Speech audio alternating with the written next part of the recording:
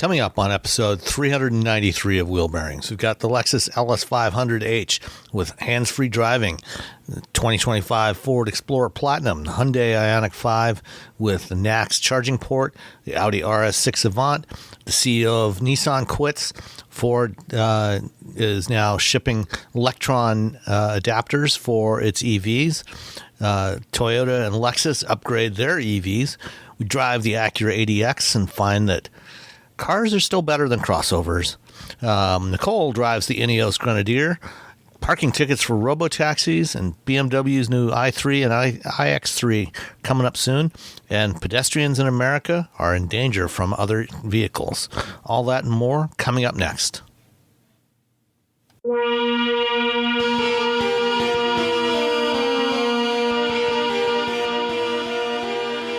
This is episode 393 of Wheel Bearings. I'm Sam Abu-Al-Samad from Telemetry. I am Roberto Baldwin from SAE International. And I'm Perry Stern from a bunch of different outlets, but been doing this forever. Perry, thank you for joining us today while Nicole abandons us again for Disney World. He's hanging out at Disney World this weekend. That seems like a common thread with her. Yeah, I know. So, Perry, let's start with you as the man. guest. I just saw what Perry drives. Yeah, it was a good week. So, Perry, what have you been driving? I had a really good week. I had an Audi RS6 Avant. And this is a car that, this is my first time in this car, even though it's been out for a couple of years. And it's been my dream car since I read about it. Since the previous generation, I've always wanted one of these. And you know how they say, you don't meet your heroes because you might be disappointed? I was not disappointed. Yeah. The thing is absolutely phenomenal. Not only does it look good, it's a wagon, but it's the sportiest wagon you can find with, big tires, big fender flares. But it's stupidly You quick. said that as though, being a wagon was somehow not a good thing. It is unfortunately for most of America, it's not a good thing. Nobody wants a wagon. I don't know why. Because they are wrong. With America. It's the coolest thing ever because you got a car that drives like a sports car, but you've got room for stuff. And it's not an SUV like everything else. But it's 621 horsepower from a twin turbo V8, all-wheel drive, four-wheel steer. It does drive like a sports car. And it's, it doesn't matter if it's wet or dry. It doesn't matter what the weather is. It was just phenomenal to drive. And it's comfortable. It's ultra luxurious inside. It did, I don't have the exact sticker on it, but I priced it to about $150,000. So it's not inexpensive. I also was able to average about 14 to 15 miles per gallon. Although on highway, just cruising at highway speed, I was able to get close to 20. So it's a road trip car. Look at that. See, it's ready. Like, it's perfect. Exactly. But yeah, that was one that I did not want to give back. It was quite enjoyable to drive. So did you haul any stuff with it? I hauled stuff to the airport because I had my suitcase and backpack in it. So I didn't use it as to its full extent. So you didn't go pick up some mulch or anything? No. See, for that you need the Rivian. Not necessarily. You get some mulch. I don't think I would. Well, I guess I could throw mulch in the back of it, but then it would get dirty, and I wouldn't want it to get dirty. You put like a drop cloth. That's what I do with the review cars. I got like drop cloths, and if this were my daily driver and I had to go get mulch, I would certainly use to go get mulch. Yeah, it would look really cool doing it too. But no, I didn't use the wagon part of it as much as I could have, but it's still, it was still a wagon. It still looked cool. So, you like me live here in Michigan where the roads are, shall we say, less than ideal most of the time. How was the ride quality on Michigan roads? It's actually not bad. It's adjustable suspension, so you put it in comfort mode and it cruises along just fine, and it's really absorbs the bumps pretty well. But if you put it into sport mode or it does stiffen things up and you feel everything. But it's, you go through corners and, it's not a light car, but it doesn't lean at all. I mean, it just grips so well. And I was, driving my favorite road to hell and back in Hell, Michigan. But it's even in the wet, it was like a sports car. But that was the nice thing is, it drives like a sports car in that sense. But I also, cruised to the airport with my stuff in the back, and it was perfectly happy doing that too. It's certainly a car that I could live with, every day. I might get more speeding tickets, but otherwise, it's. That's the price you pay for awesome, Perry. That's pretty. I guess I could pay that price. I would definitely enjoy having this for a longer period of times. And the beauty of it being shall we say, an estate, yes, instead of a wagon, is that, like you said, it can haul stuff. You can take your dogs. Even if you have bigger dogs, just put a cover on the back seat. Your dogs will have plenty of room in there. If you're in a band or 6 or 7 bands, you can stick lots of gear in the back of it. So yeah, and you could easily do a road trip with 4 people and all your luggage in there with no problem at all, with plenty of space. Skiing, snowboarding, bicycle riding stuff, probably. And that's the nice thing also. I mean, the back seat, still plenty of room. It's comfortable back there. There's, rear seat heaters. It's something, it's great for the whole family. It's for the kids. Hey kids, watch this. I'm gonna have to pester Joe to get that one on my schedule before it goes away. Yeah. I don't think it's been around very long, so I think it had pretty low mileage on it. Audi invited me to Canada to drift this. Oh man, that would be awesome. Oh, like snow drifting? It was.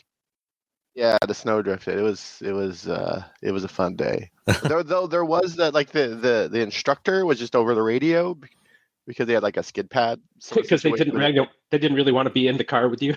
Yeah, but the instructor was like it was it was Quebec, so it was like French. So he was yelling at me, and I couldn't understand what he was saying. I was like, yeah. Okay. Am I doing what you just told me to do? Am I doing this right? And I pulled out. Tim Stevens was on the trip with me, and he's like, "That wasn't helpful at all, was it?" I'm like, "I didn't even know what he was saying." Because I've never actually drifted manual with automatic transmission vehicles before. I've only had like my own like manual transmission, like rear wheel drive vehicles. So it was like sort of like, oh, so I don't do that? Okay, so just go for it. Just give it the beans. All right, got it. So is there like a drift mode or a performance mode where you can bias the torque split towards the rear? I believe so. Yeah, it's been a while.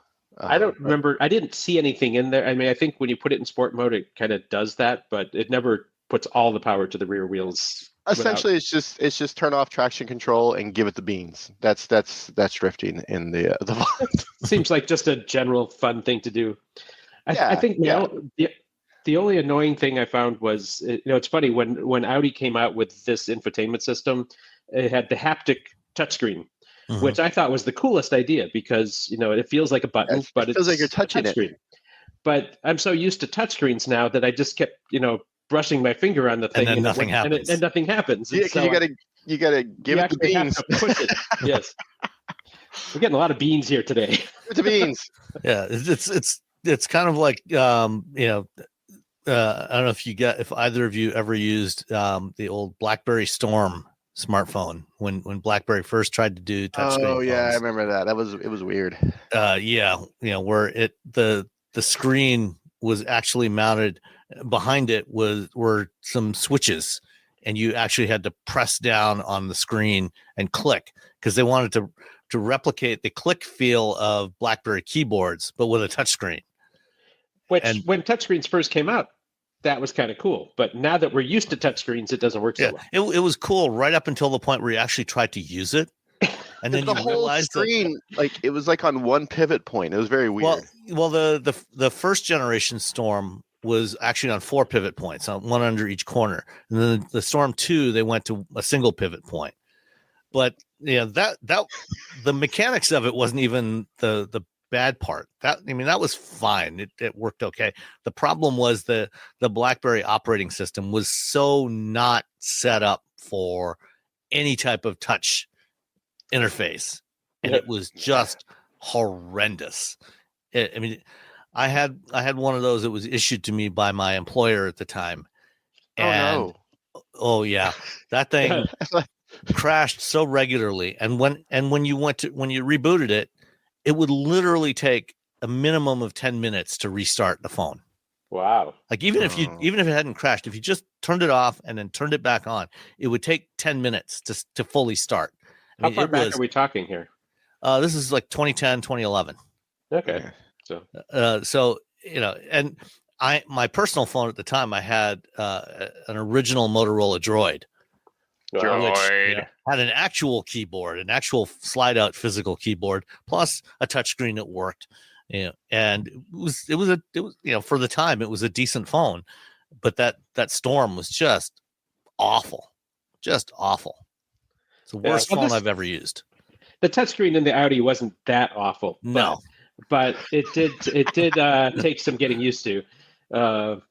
It is funny how, though, when that first came out, I remember it came out in the A8. They showed this brand new screen. It's like, look at this cool thing, and everybody thought it was the best thing ever because we were so used to buttons, and not so much. Except that you get the haptic feedback when you press it, but you still have to look at the screen. You can't do it by muscle memory. So you get the worst of all worlds. Right.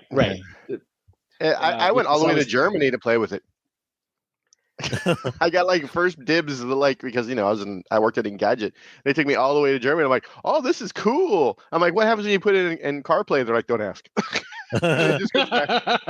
Because then it just goes back to being a screen because it's not programmed to understand. Yeah, but it was pretty cool. I'm like, there's like little motors. It was like technically it was really cool. And you're like, oh, you really got to give it, the bean. Sorry. But it was very German. Yeah. It was very German, yes. Very, very. Look what we have done. Yeah. And you will like it. You will like this.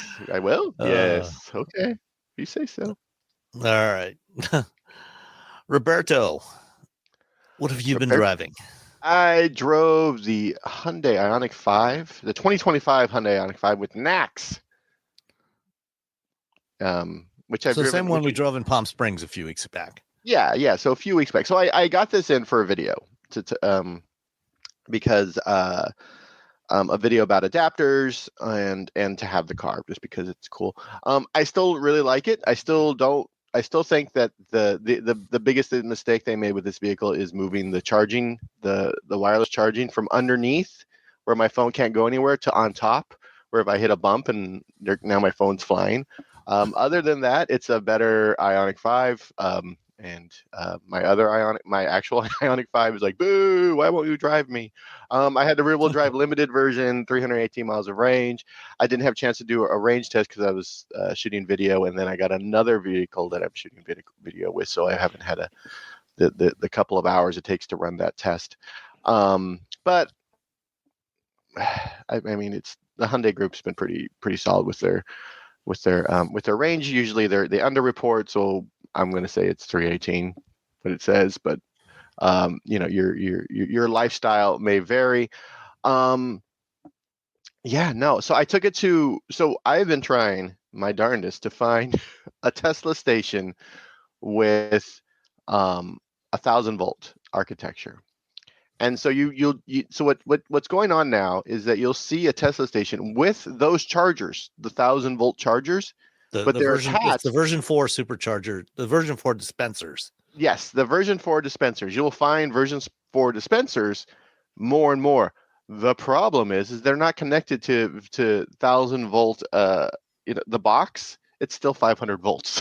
So they have to update the box. So I've been driving around that went, and it still charges 127, 128 is where I tapped out at, or I topped out when we were in Palm Springs as well. I didn't even get to the 130 whatever.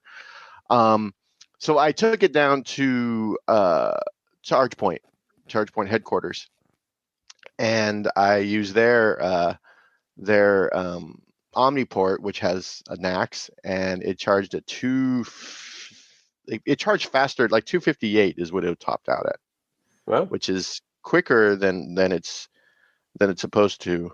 I was gonna say, that's pretty quick. Yeah, and then I got a little video of the charging curve, and it's like just like, dude, I don't know. I'm trying to do it. Why am I doing this? This is not a visual medium. Anyway, the charging curve is pretty flat. I think when I got there, I was around 20-ish%, and I charged it to about 60% because I still had to do some more charging on camera. But it's not NAX if you're concerned. If you hear people saying, well, you can get the Ioniq 5 with J3400 NAX, but it only charges at 130 when you plug it into that. No, it's not that. It's Tesla's network has not been upgraded. I also plugged it in. I also used their little adapter that they send with you, their CCS to NAX adapter. And they insist you only use that adapter, which a lot of OEMs are saying only use their adapter, because if you don't, you might void your warranty because there's a lot of kind of janky adapters. There is an SAE standard coming out that should get everybody with, and in conjunction with Underwriters Laboratories, that should make, if an adapter has those little seals of approval, you should be fine. But for now, only you don't want an adapter that's been drop shipped from Shenzhen for $20. Yes, do not buy cheap adapters. If you have an Ioniq 6 or 5, like a 2024, and you're like, I want NAX now, just wait until Hyundai sends you your free adapter. You get one for free. And Ford I think they've sent like adapters to pretty much everyone at this point. So just wait. We'll talk about that later, but it's 140,000. Yeah, it's a lot of adapters. I have the Ford E-Transit in the front yard. That's next week's car. And it came with the adapter as well. So I'm like, yay. So use the adapter that you're getting from the OEM, or the one the OEM recommends for now, just because you don't want to break your car, because your car costs a lot of money. And it seems like breaking your car because you saved $100 is a bad scene. Good call. Yeah, it has wireless CarPlay, which is something I miss for some. My Kona Electric, my SEL Kona Electric had wireless CarPlay. My more expensive, better Ioniq 5 SEL does not. So I'm very happy that the Ioniq 5 has the 2025 has wireless CarPlay. And then what else does it have that's new? Oh, you can also, I think we talked about this before, you can precondition manually as opposed to telling it, your location in the 2024 and earlier versions. If you want to precondition your battery, you have to put in a charging station as a destination, which is fine if you're going on a long trip, because it'll just, as you're driving, it'll precondition right before you get to your charging station. But if you're just sort of cruising around town, and you enjoy using CarPlay or, Google Maps or Apple Maps or MapQuest or Alta Vista Maps, I don't know. What other mapping? Common here are still out there too. Yeah, a better route planner, which is a really, still a really a good solution for charging along routes. You can now manually activate battery preconditioning, which is pretty cool. That's what I did on my way to ChargePoint. Like, I got about 10 miles out, I manually activated it. I got there, it charged very, very quickly. I was excited. Then it started raining, so I didn't do any stand-ups. I did a lot of B-roll. I showed up.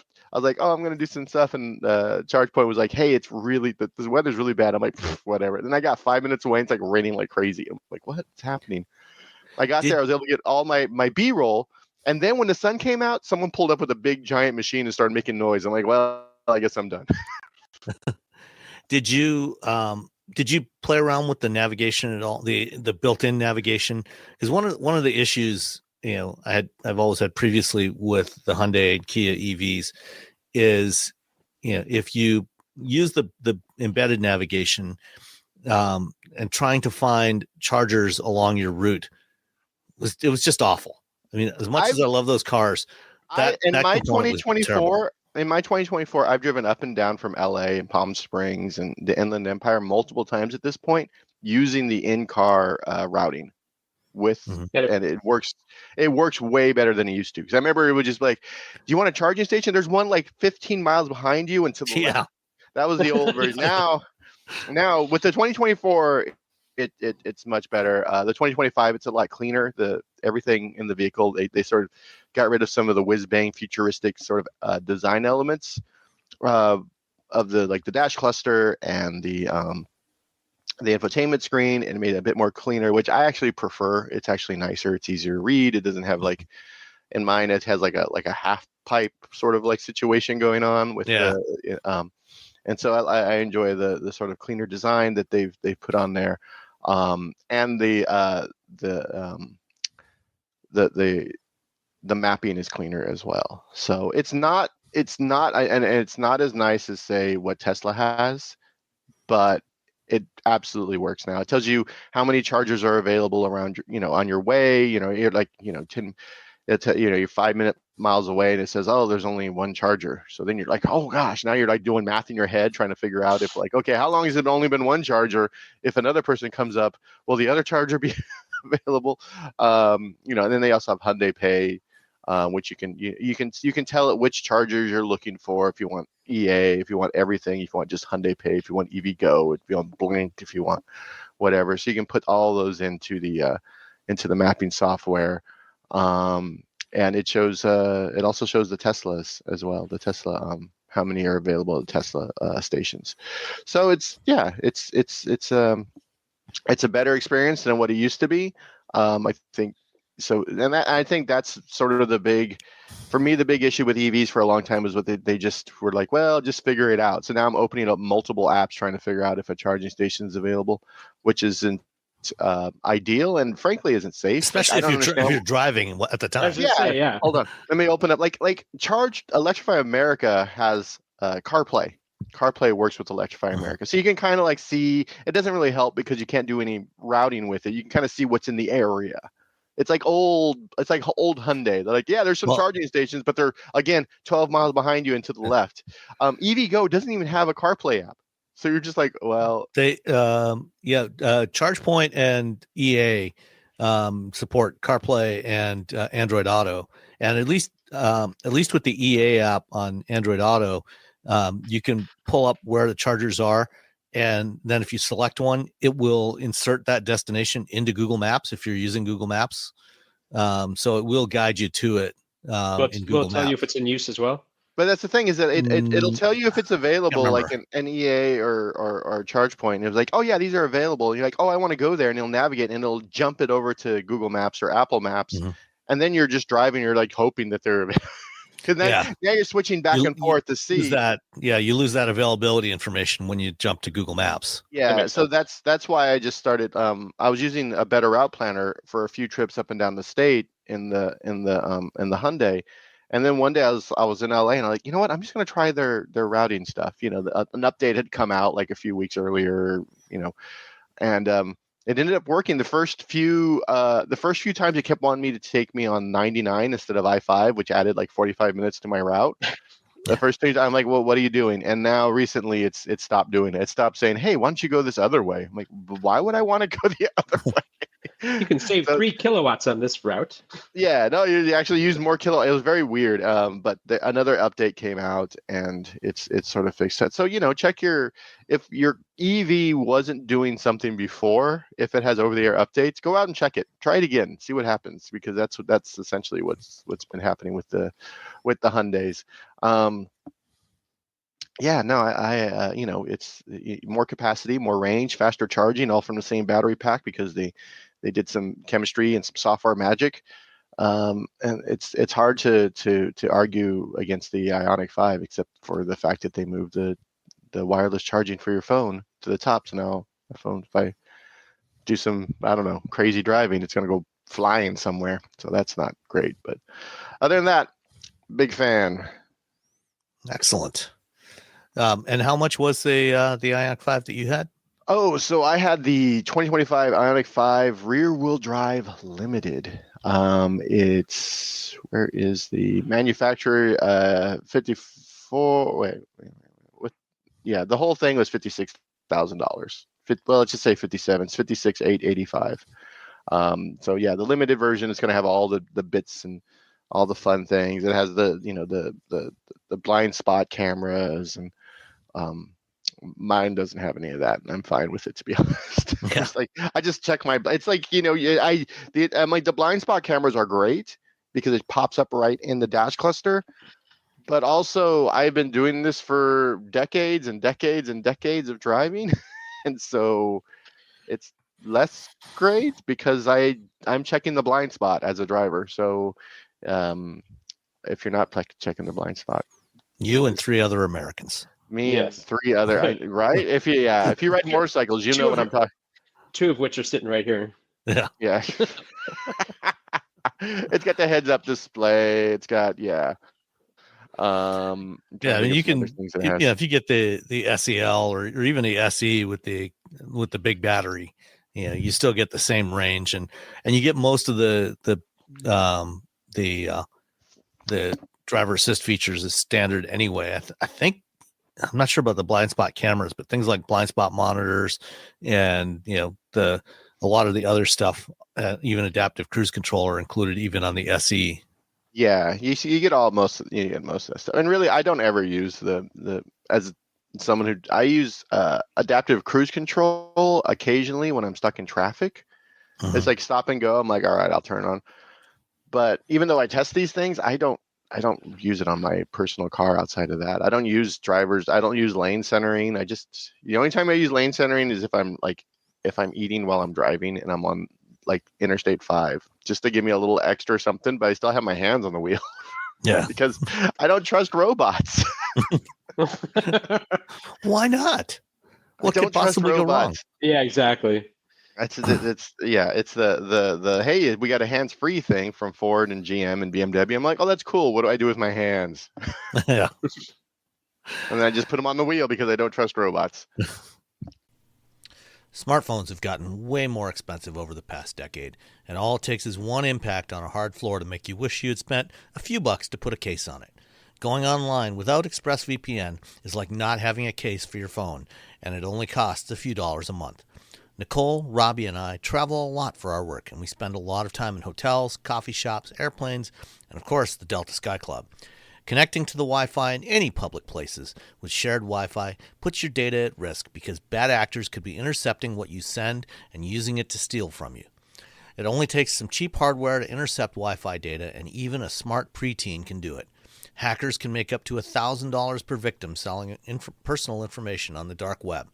ExpressVPN stops the bad guys by creating a secure, encrypted tunnel between your device and the internet. ExpressVPN uses state-of-the-art encryption that would take a supercomputer up to 1 billion years to crack. I have ExpressVPN on all my devices, including a MacBook Pro, Windows laptops and desktops, and Android and iOS phones and laptops, or tablets. When I want to be secure, I just launch the app, click once to connect, and my data is secure. As I said, I travel a lot for my work, and I have to connect to countless public Wi-Fi networks in many countries. I have ExpressVPN on all my connected devices so that whoever else is on the same network can't see any of my data.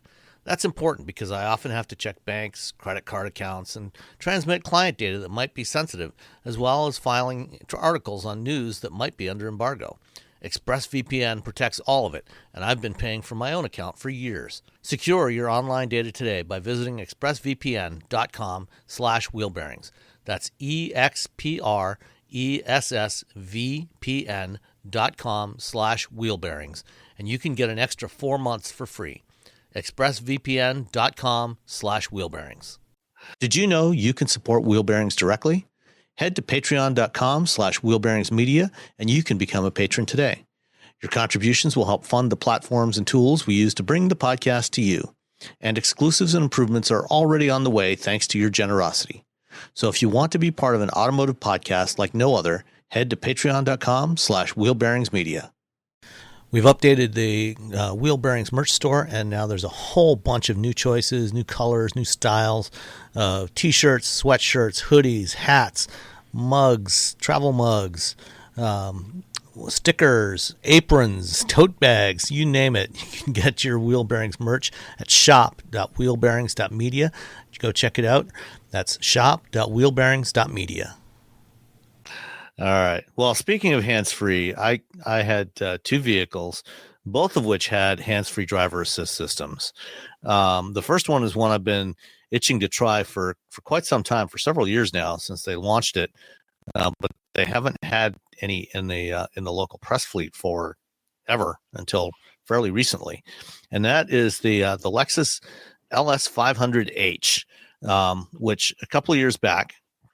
They added a feature on there called Teammate with advanced drive, and so this is Toyota's version of hands-free driving, similar to GM Super Cruise, Ford's Blue Cruise, and numerous others.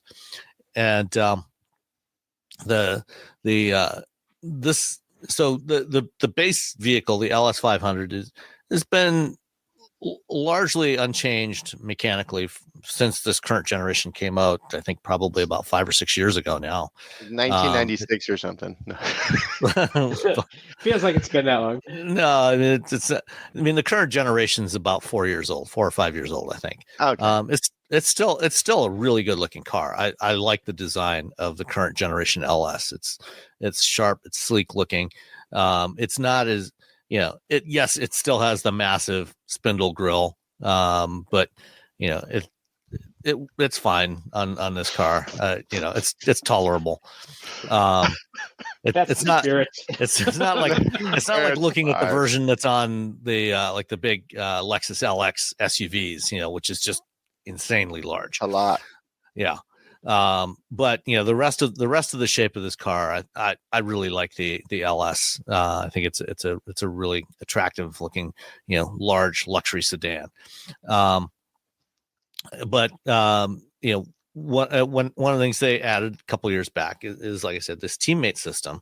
Well, actually, let me finish with the base vehicle. So the hybrid, it's a 3.5 liter twin turbo V6 with a hybrid, 354 total horsepower. So no more V8. They used to have a V8 hybrid in the LS. They ditched that, went with a V6 now. So this is the same powertrain that you get in the LC 500 hybrid, which this is like the hybrid systems that Toyota has on its trucks and SUVs. This is one that is tuned very much more for performance than for ultimate fuel economy. And it's rated, EPA rated at 25 miles per gallon combined, 22 city, 29 highway. I certainly never got close to 29 or even 25. Were you giving it to Beans? Not most of the time. Most of the time, a lot of the time I was driving it, I was trying out this advanced drive system. So I was just cruising on the highway, and even just driving around town, I was not giving it the beans most of the time. And it averaged about 20 and a half miles per gallon. So not even close to the EPA fuel economy rating. And, frankly, in the past, I've driven, over the last, I think the first LS hybrid I drove was back in about 2008. None of them have actually come close to their EPA fuel economy ratings. So they've all been, shall we say, optimistic when it comes to their fuel economy ratings. I suppose, if I was really, really gentle on the throttle, I could approach that 25. But like I said, I drove it the same way I drive pretty much everything, and most of the stuff I drive gets pretty close to the EPA numbers, the label numbers. This did not. So this is about 20% below the label number. But that said, it's got plenty of performance, all-wheel drive. The powertrain actually sounds pretty good, especially for a Toyota hybrid system. It's got a pleasant growl to it when you do give it the beans.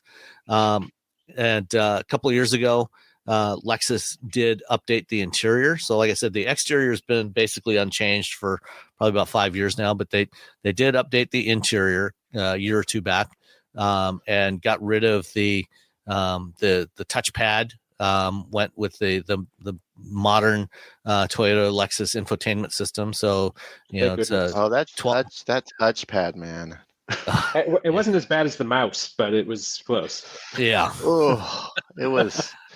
Actually, I thought the mouse I thought actually worked better than the touchpad. They were Touchpad both pretty was- horrible. Yeah. Like I remember everyone hated the Acura touchpad, but I liked it because it works like a Wacom tablet. yeah. But the Lexus one was real. I was just It was get in the just- car like this is a nice car, then I start using the touchpad and I'm just angry. yeah. So you get a 12.5-inch center touchscreen, and then a bunch of buttons and switches below that for your climate control. Some more buttons for on the center console for seat heaters, steering wheel heater, that sort of thing. Your automatic park assist, which I didn't even bother trying because No one's tried every- automatic park assist in 100 years. yeah, every one of these, that I've ever tried, the modern ones are generally pretty good at parking the car. They just do it so extraordinarily slowly that Yes. not you and everybody else in the parking lot that's close to you, even most of the time when I've tried these, I make sure I start off with making sure there's nobody around me when I start it. And they go so slow that by the time it's halfway through the parking maneuver, there's like 3 cars waiting behind me. It's like, what are you doing? Why are you moving so slowly? Why are you such an idiot? Yeah. You have forgotten why you've gone to this location. You're like, why am I even here? What Yeah. happened? So I generally don't even bother anymore. And I think, I think most automakers are probably going to follow, even though Toyota was actually, the Lexus LS was actually the first car that I know of to have this sort of system.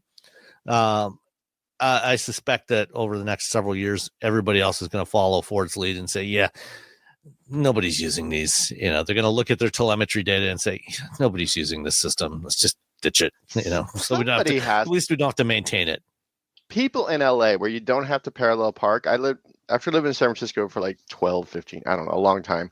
I moved to LA for a few years, and just watching people parallel park from my apartment was like pure entertainment. So those folks could have used it, but And it actually, I think that's probably their best use is parallel parking. I've actually used it a couple times, and it, especially on a larger vehicle, it does work well. But I think actually the cooler ones is the Kia Hyundais, where you basically stand outside the car and you can pull it into the spot or back it. Yeah, when you have a very narrow parking spot and you can't open the Exactly. doors. Exactly. Anyway, So anyway, the LS, very, very nice, big luxury sedan, lots of backseat room. This one has, reclining rear seats and, the executive seating package. So, if you've got a passenger that wants to chill out back there, they can recline and relax back there. Seats were very comfortable. Everything really nice about the driving experience in the LS. Very, very attractive interior as well. So that was great. But the thing I really wanted to try on this one, like I say, was that Teammate advanced drive system, which is the first hands-free drive system that Toyota has offered.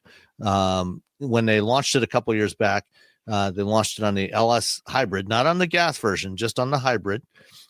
And in Japan, they also offer it on the Mirai. They never put it on the Mirai for North America. It's only available on the Lexus here. And in many ways, it's very much like a Super Cruise, Blue Cruise type system.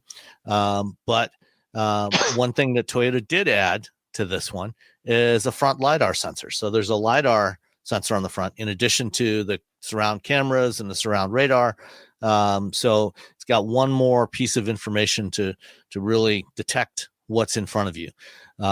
Like the other systems that are not sold by Tesla, it uses HD maps to geofence the system. So it is limited to divided highways, which is very much like most of the other systems.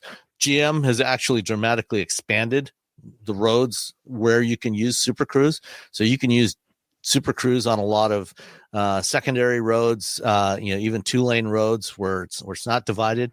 I have personally used it around here, tried it out on many roads around here where I live, and it works fine.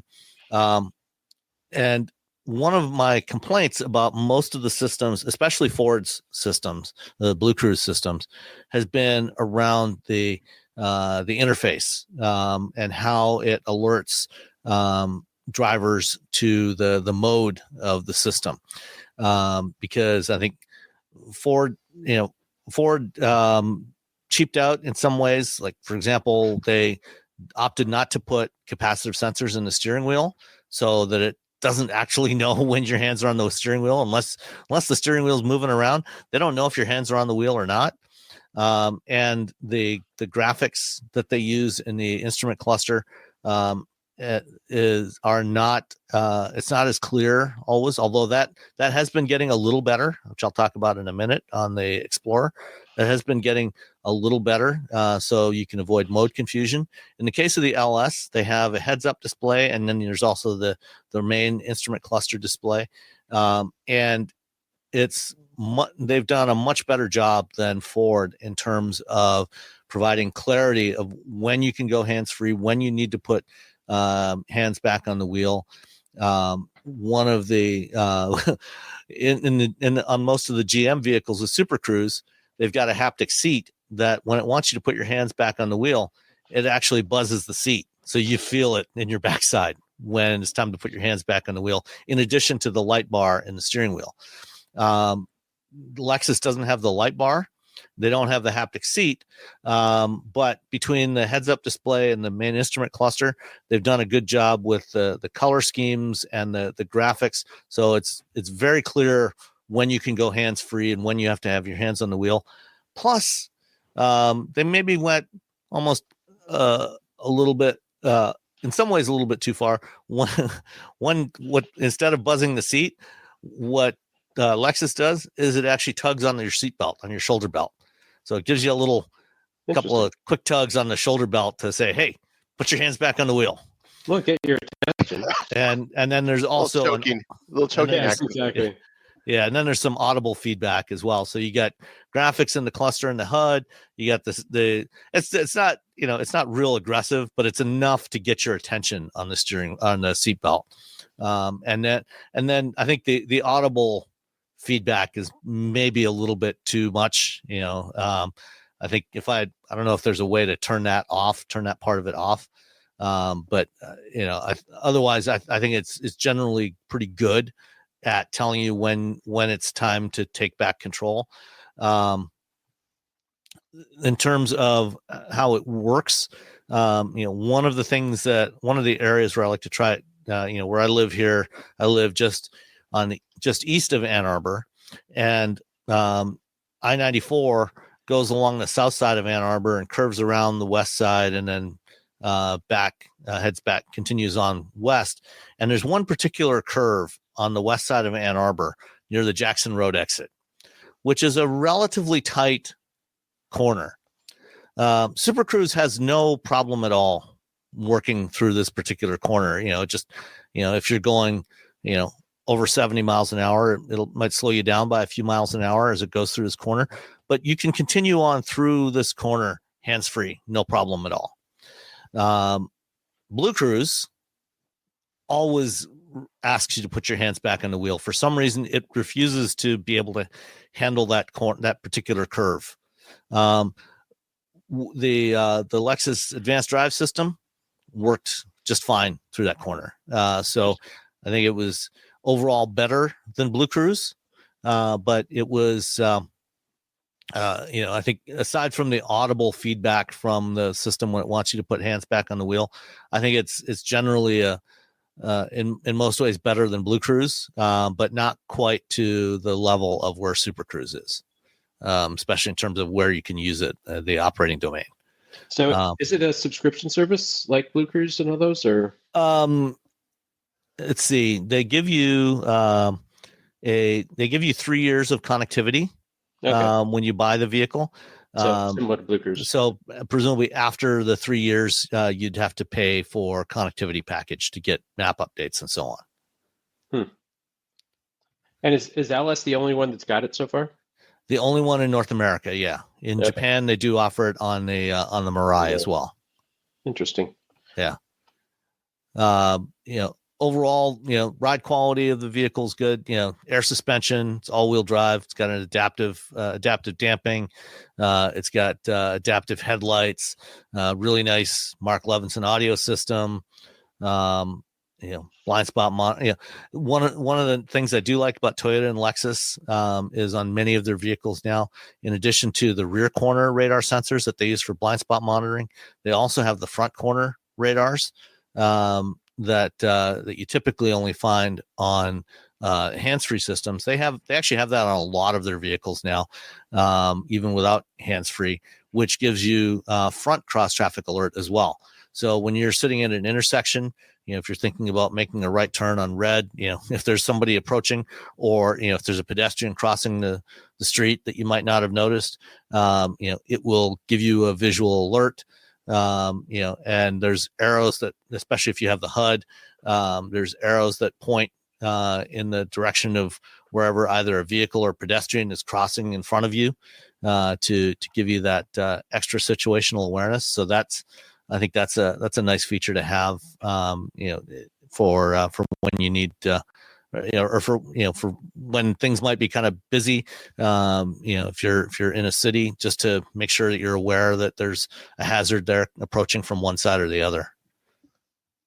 So yeah, that is the LS 500. The grand total price on this thing, it's not inexpensive. $119,380. Wow. Yeah. That's a lot. Pricey. Yeah. You want to take a guess at the delivery charge? $1,200. 1,800. Robbie's closer this time. It's $1,350. Okay. Cha-ching! Yeah. And this one was finished in not just silver, but silver illusion. Ooh. What? It's not really silver. Yeah. Color is that? Is it silver? I don't know. It's an illusion. The other vehicle that I had, which I was also testing back to back for hands-free driving, was a 2025 Explorer. It was an Explorer Platinum with all-wheel drive. And so this year the Explorer, the current generation Explorer came out in 2019. In 2024, they gave it a mid-cycle update. So it's just still largely the same, but it got a new front end look, new headlights and grille. But the more important thing was the interior got significantly improved. And they also dropped a couple of powertrains. So they dropped the base naturally aspirated V6 and the hybrid from the Explorer, unless you happen to be a police agency, in which case you can still get the Explorer hybrid. But for some reason, consumers were just not buying the Explorer hybrid, so they don't even bother to offer it anymore. So there's only the 2.3 liter 4-cylinder EcoBoost or the 3 liter V6 EcoBoost. And that on the Explorer, that engine's used in a bunch of different Ford and Lincoln vehicles. On the Explorer, it's rated at 400 horsepower. All-wheel drive on the one that I had, and it was also finished in gray, but it was not, in silver. It was not an illusion. It actually really was silver. In fact, it was iconic silver metallic. Oh man! So no illusions this time. So where the other one wasn't really silver, this one is really silver. Yeah, exactly. Even though when you're parked side by side, they look like exactly the same color. And everyone knows about this one, apparently. It's iconic. The fact that we don't know about it just shows how out of touch we are with the culture and the zeitgeist. Yeah. It's like an illusion. Yeah, so the Platinum comes loaded with everything. It's got all the goodies. The panoramic moonroof. It has comes standard with second row captain's chairs, although you can order it with a bench if you prefer that. 21-inch For a second there, I wheels. thought you were. For a second, I was thinking you were still talking about the LS. It's like, Oh, interesting. no. Bench seat. Get a bench. And it had Blue Cruise. So the interior, like I said, was significant. Was the big, really important upgrade for the 25 Explorer. On the 2020 through 2024 models, they offered it with two different infotainment screens. The base models had an 8-inch landscape display. With the older Sync 3 system, the up level trims had a 10-inch portrait style display with Sync 4, but that one, the Sync 4 system on there always looked a little unfinished. And I think when they did that one, I think that was probably a late addition to the program, which is why it had the portrait style screen, because they picked a screen that would, the way they had the vents set up in the dashboard, on the 8-inch screen, the vents are on either side of the screen, the center vents and then when they decided they needed a larger screen, they put it portrait because that's what the 10-inch was, what could fit in between those vents without re-engineering the whole dashboard. On the new one now, they're all a 13-inch display that's landscape style. And the vents are now below the screen instead of on either side of the screen. And then one nice touch is they have underneath that, there's a little tray there with the wireless charger in there. You can just slide your phone in there on one side and have it wireless charging. And then there's room for another phone on the other side, although there's no charger there. Or you can put other stuff with your wallet or whatever else there. So it's a nice little storage spot.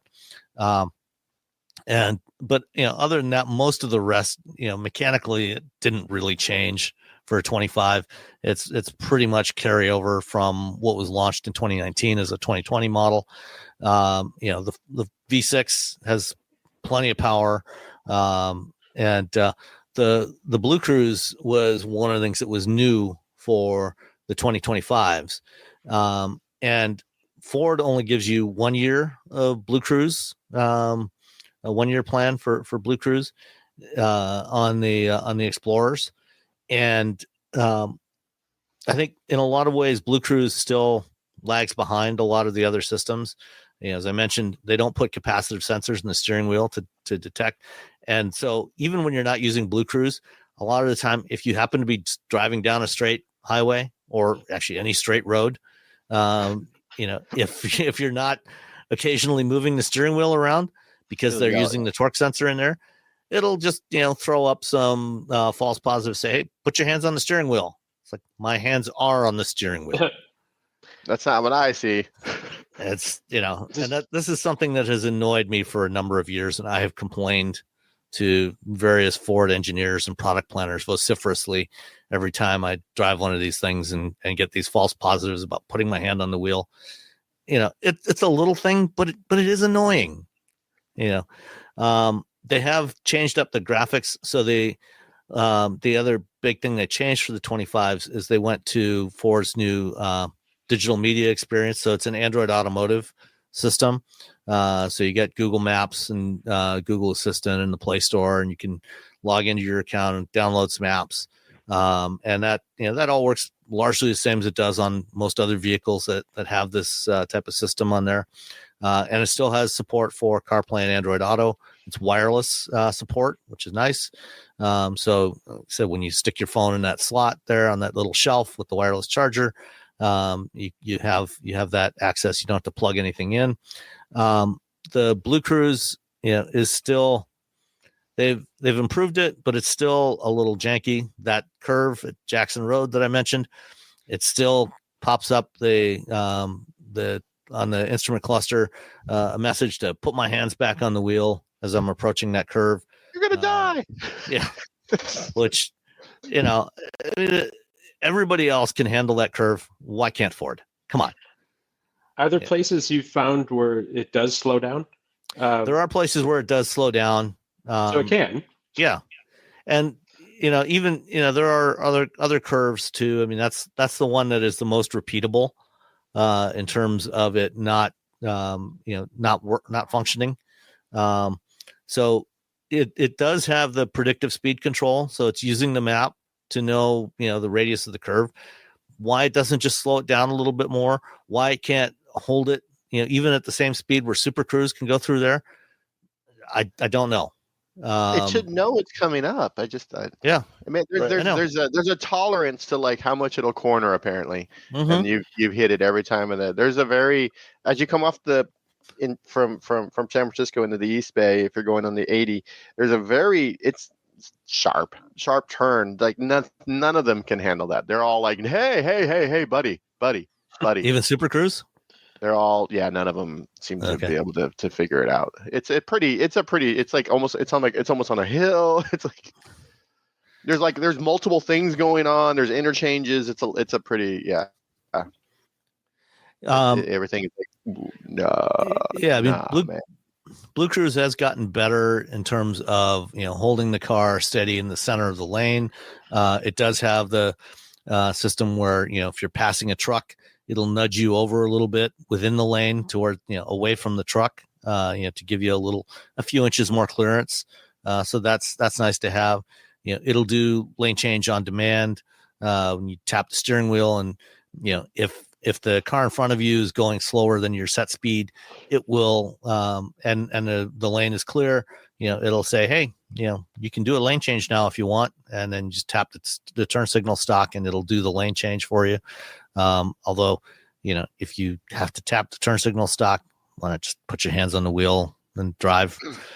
But so it's better. The Platinum is a little on the pricey side, equipped as the one I had was, which didn't have a whole lot of options on there. It came out to a grand total of $60,915.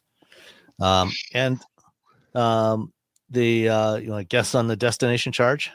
Oh, $1,400. I'll go lower this time. 12. You should have stuck with your higher bet this time. It was $1,595. Jeez. Yeah. See, when you do these a lot, you realize who's going to rip you off in the back end.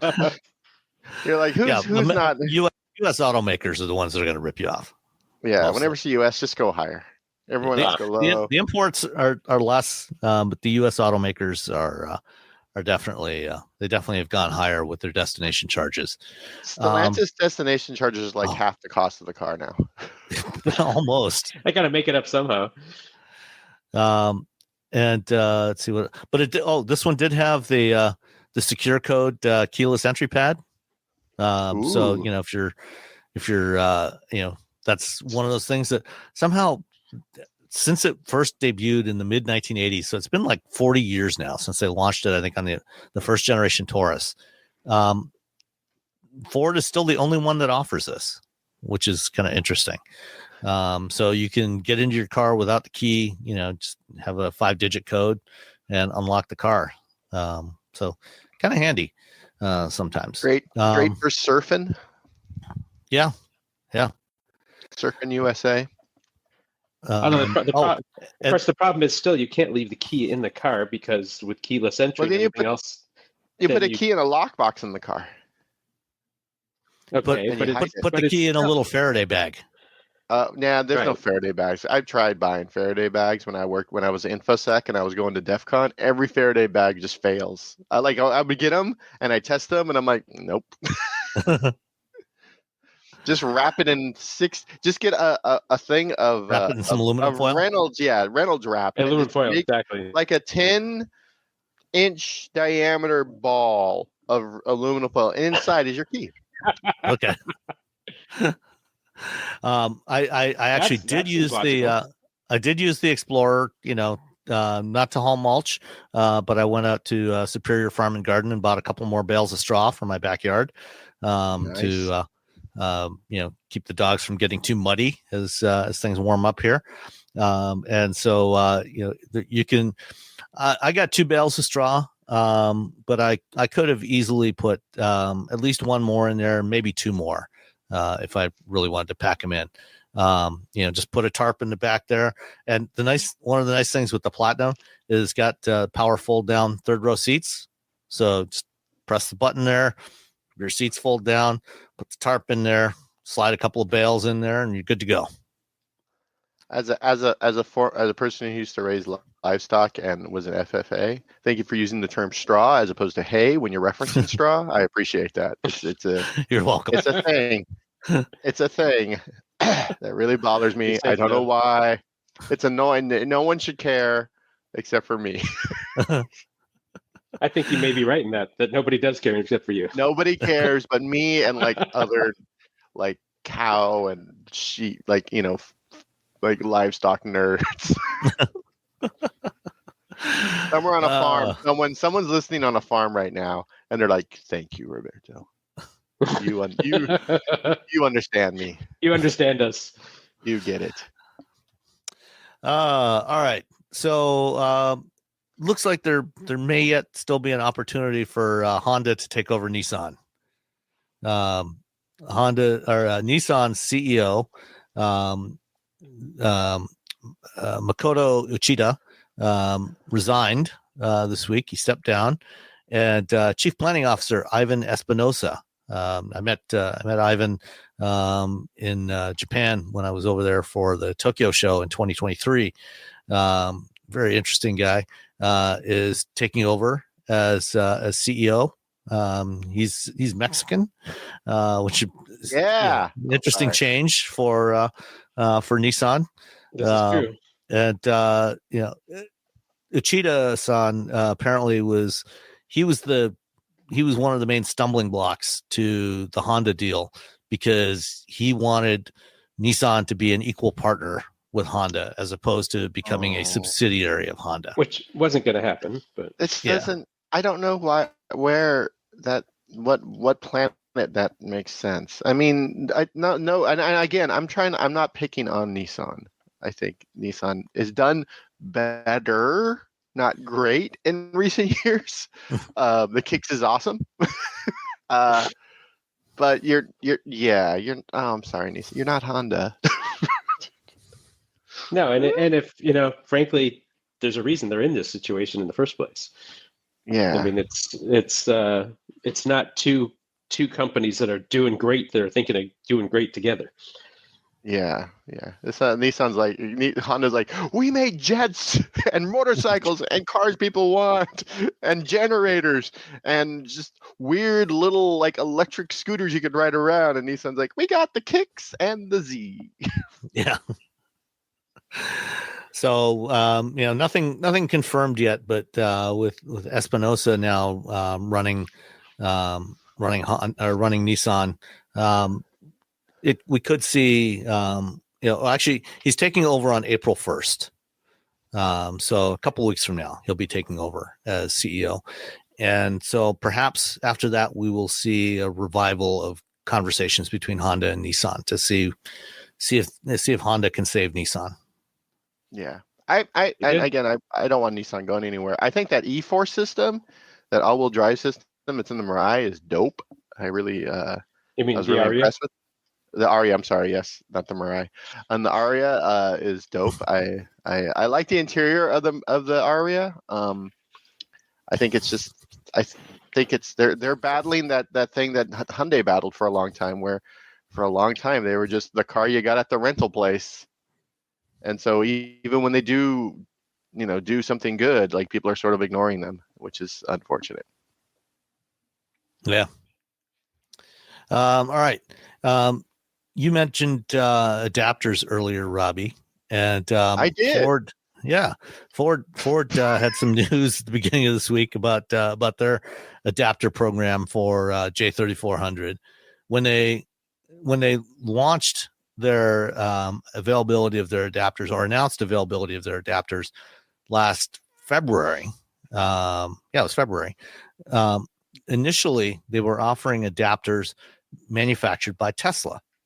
And the first ones that they sent out as samples to various people, including myself, to try them out. These were all Tesla adapters. They were essentially the exact same adapter that if you find at a supercharger station that has a Magic Dock, when you selected that you were charging a non-Tesla vehicle and you press the button on there, that was the same adapter that was locked onto the end of the Tesla charging cable. And it worked, but for reasons that are unclear, Tesla apparently just was not able to make very many of them. It just seems like you're gonna make some money. Someone wants to give you money for your product, and you're like, we're not really good at making things. So, Tesla was so slow in delivering these things.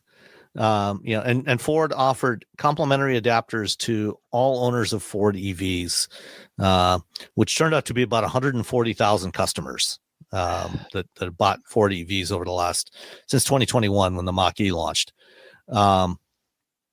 Ford decided, well, we can't leave our customers hanging for like 3 years waiting for Tesla to deliver these chargers or these adapters. So they partnered up with a company called Lectron.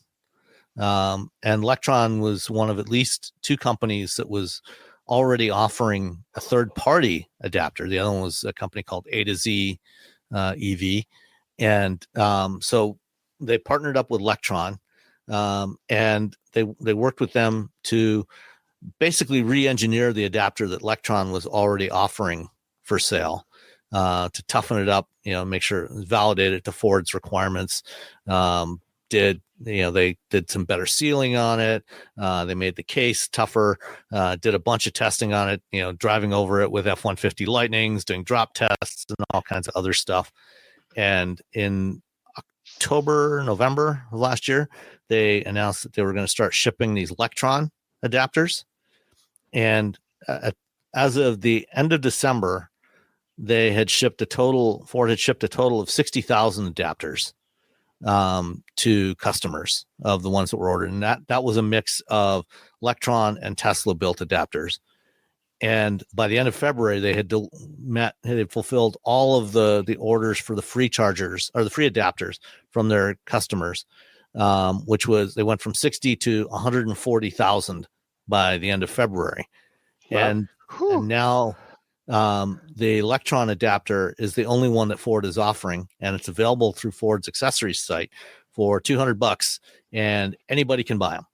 So if you own a Rivian or a GM or, say a pre-2025 Ioniq 5, you can order one of these for $200 and use it to charge on J3400 charging stations.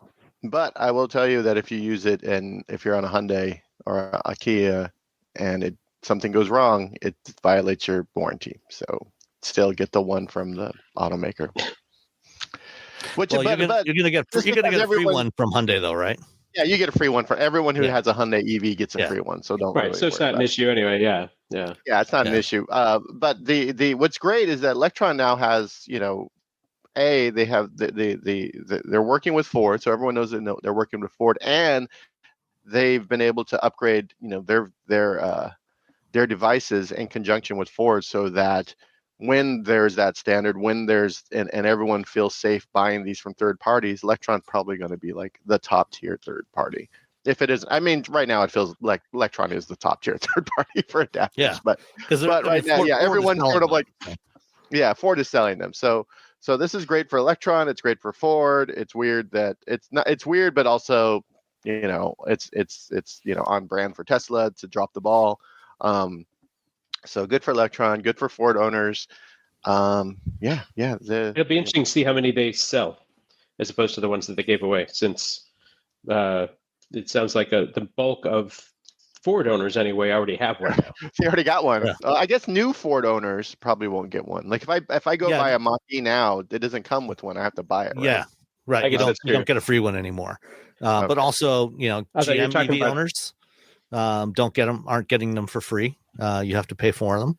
But if you're buying a new vehicle, throwing $200 item onto your new $30,000 car is nothing. Barely. You might as well throw the floor mats in too. I mean, it's that's how they get you. Yeah. All of a sudden, all those floor mats and all the other stuff starts to add up to real money. I know. But but also these adapters, they have a lot of electricity flowing through them. So you really want to make sure you have something that's accepted by the automaker, and because you know, resistance equals heat, and heat is bad. Because you could have a melted adapter, you could have break your car, you could light your car on fire. these are some of the horrible things that'll happen if you get a cheap adapter. Yeah.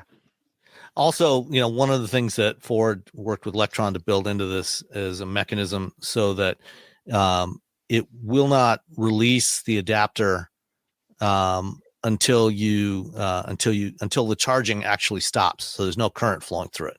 So you cannot unplug it while there's current flowing through it, because, you know, what you don't want is, you know, 200, 300 kilowatts of power arcing across as you unplug the thing. Yeah, but it would look so cool. It does look cool. Everyone all those scorch marks around your charging port, you know. Yeah. In your hand, and your, you know, I mean, no one lives forever, I guess. So that's the spirit. What happened? Yeah, he lost his mind. So of all the EVs that have launched over the last few years, what's been your favorite? Okay, for regular people, Ioniq 5. Personally, Taycan. I like Ioniq 5 and Ioniq 5N for the non-typical people. I haven't driven the N. I'm the only person left, and that's my own. It's all my own fault. There's no one to blame but me for this. You need to figure it out. It's worth it. I know. So of the stuff that's in market today, is there anything that you would definitely tell people to avoid? Like anything from a company that doesn't exist anymore, like a Fisker. Okay, well, let me rephrase the question. Is there anything from an established automaker that you would tell people, no, there's better choices? Oh, I think Tesla. I think it's those vehicles are long in the tooth. The interiors are kind of drab, and the suspension is getting a Tesla after 60,000 miles. It's like riding in a jalopy. Okay, so you guys are looking at the rundown, and you're still not. Oh wait, I'm going to look at the rundown. See, I was going to say BZ4X, but there you go. Which is related. That's the answer I was looking for. The BZ4X for you. And the Lexus RZ. Oh, I should have. So does anybody actually know there's a Lexus RZ? I mean they've actually sold a bunch of them. I saw. I think they're all up where I live. I was gonna say they're not here. They've sold a surprising number of those things. Let's see, the RZ last year they sold almost 10,000 of them. They sold 9,700 of them, and they sold 19,000 BZ4Xs, which is a lot more than I expected. Given what 19,000? Yeah. That's interesting. All right. They're all like, of course, I see it all over the place up here, but I see a lot of everything up here. So I live in a bubble. Even though they have mediocre range and they charge ridiculously slow. I'm guessing that's considerably more than Solterra. Yeah, I think they sold about 10,000 Solterras actually. Oh, they did sell that many. Okay. Yeah. Not as much as the Toyota, but they definitely sold a bunch of them. Because I mean, they sold them to people who are Subaru fans that wanted something electric. And I imagine the same thing with BZ4X. Some people who wanted the Toyota EV. Yeah. You know, people figured, okay, even though it charges slow and the range isn't great, it's a Toyota, so it's going to run forever. Yep. All the reasons why people buy Toyotas, and mostly legitimate reasons. Yeah. Mostly. Well, the RZ and the BZ4X and presumably the Solterra are getting some, Toyota has heard the complaints from people like us, and they're getting some notable upgrades for 2025. The upgraded ones, I guess, they've announced them in Europe. Presumably, they will be coming here to North America later in the year as well. The BZ4X gets some updates. Let's see. They're getting both of them are getting a slightly larger battery. Ever so slightly larger, to 73.1 kilowatt hours. In Europe, at least, they're also offering a version with a smaller battery with 57.7 kilowatt hours. And that'll obviously be at a lower price point. Toyota's already lowered the price on the BZ4X. That they made it quite a bit cheaper for a few months ago. I think it now starts under $40,000 if I recall correctly. But they've improved the range. Let's see. So now the one with the larger battery now has a range with front wheel drive of 573 kilometers on the WLTP cycle, which is what they use in Europe, which is about 350 or no, wait. It's 356 miles, which means that, on the EPA cycle, it'll probably get somewhere close, between 290 and 300 miles, which is a notable improvement from the 240-ish that it currently gets. And with the lower price point that they have now, that should be a lot better. Also, they have reportedly significantly improved the charging curve, because we were talking earlier. You were talking earlier, Robbie, about how the Hyundais have this really flat charging curve. It goes up to the peak and it basically stays there most of the way until you get to about 75, almost 80% charge. It doesn't really drop off compared to say, most other vehicles that usually peak somewhere around 20 to 25% and then start ramping down from there.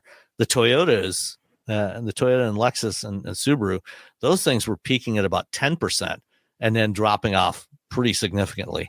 They're not giving an absolute charging speed right now, but they're saying that improvements to the rapid charging will allow it to charge in about 30 minutes under cold conditions. And also they've added battery preconditioning, which it didn't have before.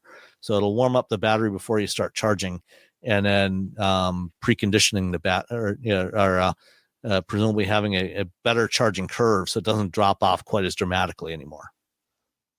So it looks like the BZ4X is now going to charge at 11 kilowatts on level 2, as opposed to the current, which was, because I had a Solterra recently, and I think the best I get was about 6.7 out of my home charger. Oof. It was still sad. It's pretty mediocre. Well, that's good. I'm glad that they're listening and they're doing something, and 11's better and faster charging is better. The 100 kilowatt, I'm like, what is happening?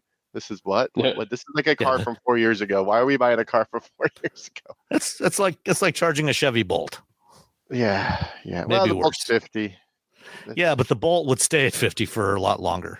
Oh, that's true, because it's like the trick with the Hyundais and the Teslas at the charging station. Like the Tesla charging curve is more of a hill. It's more of an actual curve. So even though the Hyundai charges slower, it charges slower at a longer. It's like the what is the hare and the tortoise and the hare? Yeah, it's that sort of situation. Slow and steady wins the race, or something like that. Slow and steady wins the race. So what is it? Smooth is, I don't know. Slow is smooth and smooth is fast, or something like that. I don't know. It's something I do to help me with drumming. The upgrades to the RZ, it's also getting more power. So there's going to be an RZ 550E now, with RZ 550E F Sport, which will have significantly more power than the previous generation, plus 20% better range. So, 20%. Nice. That's nothing to sneeze at. Yeah. All right. Good on Toyota. Getting it. Now they just got to bring out that little FJ, that tiny FJ Cruiser EV, and then everyone will be happy. Or at least you will. Well, they showed so many cool EVs like 4 years ago. They're like, look at all these EVs. And like here's 20, the BZ4X. 15 or 20 different concepts. Yeah. Like, here's the BZ4X. We're like, okay, so and they did launch the BZ3 in China. Yeah, I guess. And and they're now they're also offering the CHR Plus in Europe, So you remember the CHR that they used to sell here, the little subcompact crossover.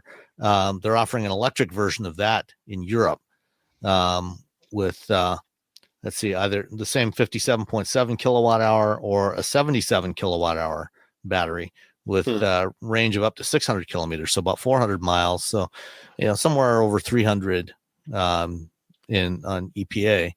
And, which is bonkers because no one in Europe drives 400 miles ever. I know. We need this car here.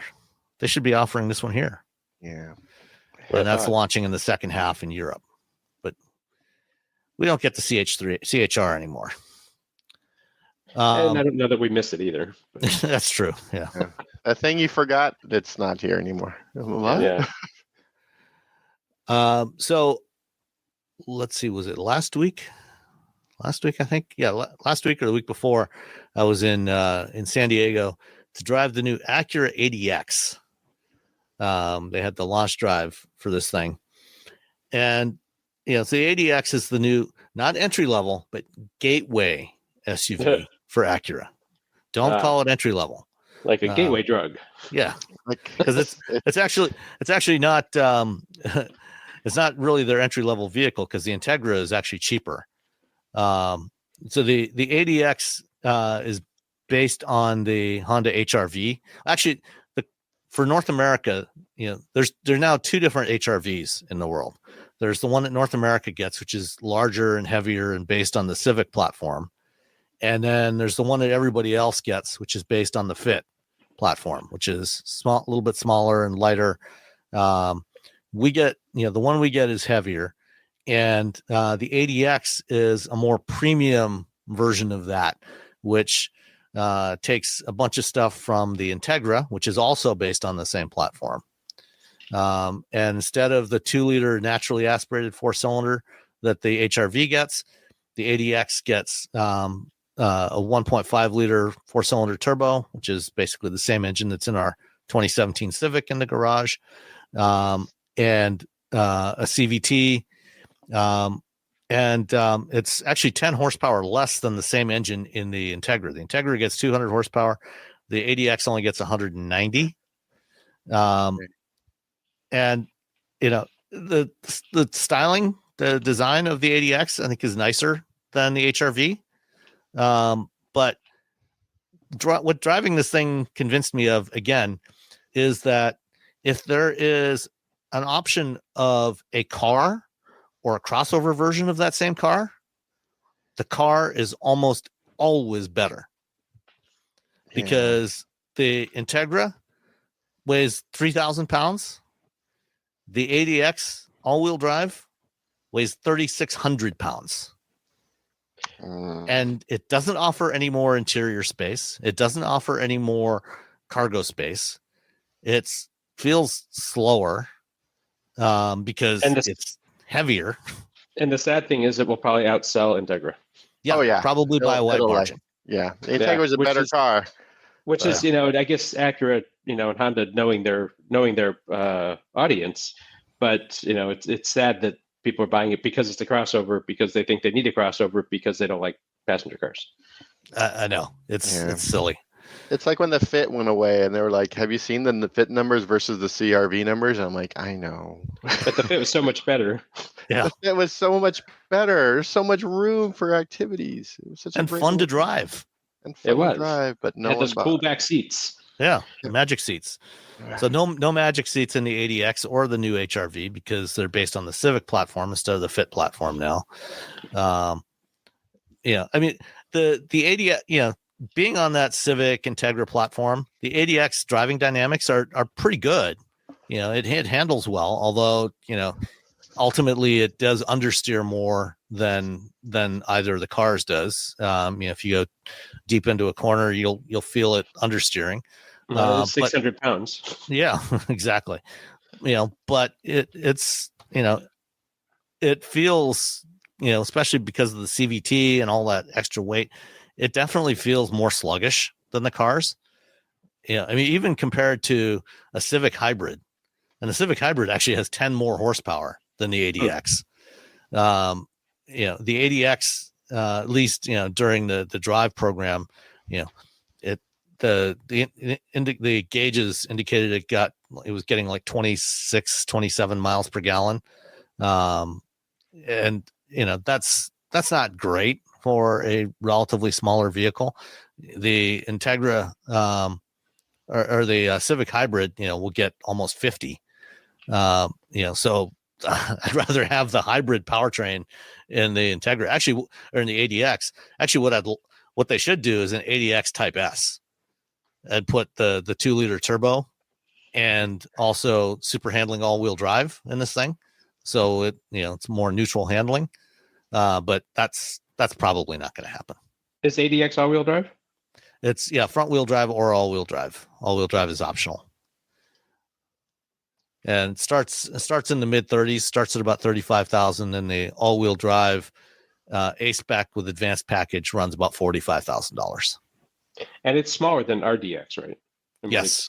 It's ADX, RDX, MDX. It's funny. I was looking at specs, and I went back and looked at the specs for the first generation RDX back in 2008, which was actually, I don't know if you remember that. That thing was actually a lot of fun to drive. It was, yeah. Because it had super handling all-wheel drive, the torque vectoring all-wheel drive. The ADX is actually larger than the first generation RDX was. Wow. Yeah. Interesting. And heavier by a couple 100 pounds.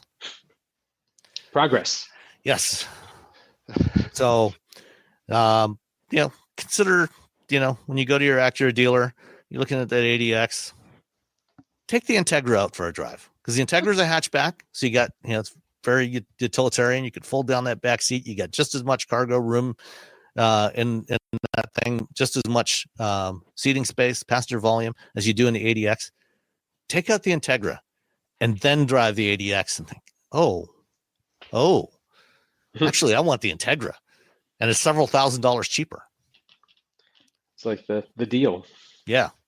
And you can even get an Integra Type S, which is going to be more expensive, but it's real fun. But even the front wheel drive. Do it. Sorry. And you can still get a manual transmission in the Integra. Even without the Type S, you can still get an Integra with a 6-speed manual. So do it. There was a story in TechCrunch this week, and I got a call from a San Francisco TV station on Friday wanting to talk about this. Last year, Waymo vehicles in San Francisco got 600 parking tickets. Which, there's about 300 of those cars, driving around San Francisco. That's actually not that bad. It's only about an average of about 2 per car over the course of a year. But still, you would think that, robo-taxis should be able to avoid parking tickets. Where are they parking? I can't. All right. They're trading. Okay. So maybe they just figure they can park wherever the hell they want. I guess, yeah. And then someone just comes up and like, oh, well, you're a robot. I got very few, lived in San Francisco. I think the entire time I lived in the city, which was probably like 18, 19, 20 years, I think I got 4 parking tickets the entire time. Like. So you're better than a robo-taxi then? I'm better than a robo-taxi, but I also read signs, and everyone double parks because it's the city and you need to run in and do something. So I only got 1 double parking ticket in San Francisco. And I walked out and there was the cop, and I'm like, well, what are you like? Well, he's like, here you go. I'm like, thanks. So, what I was talking to the TV station about was, how can they avoid this? It's like, yes, the vehicles should be able to read the signs, saying no parking. But what these companies should be able to do is work with the cities. Cities know where their no parking zones are, or where the vehicles should be allowed to get curb access. Have that available electronically, and just put an API there so that any robo-taxi operator or any automated vehicle operator can just access and say, hey, can I park at this location?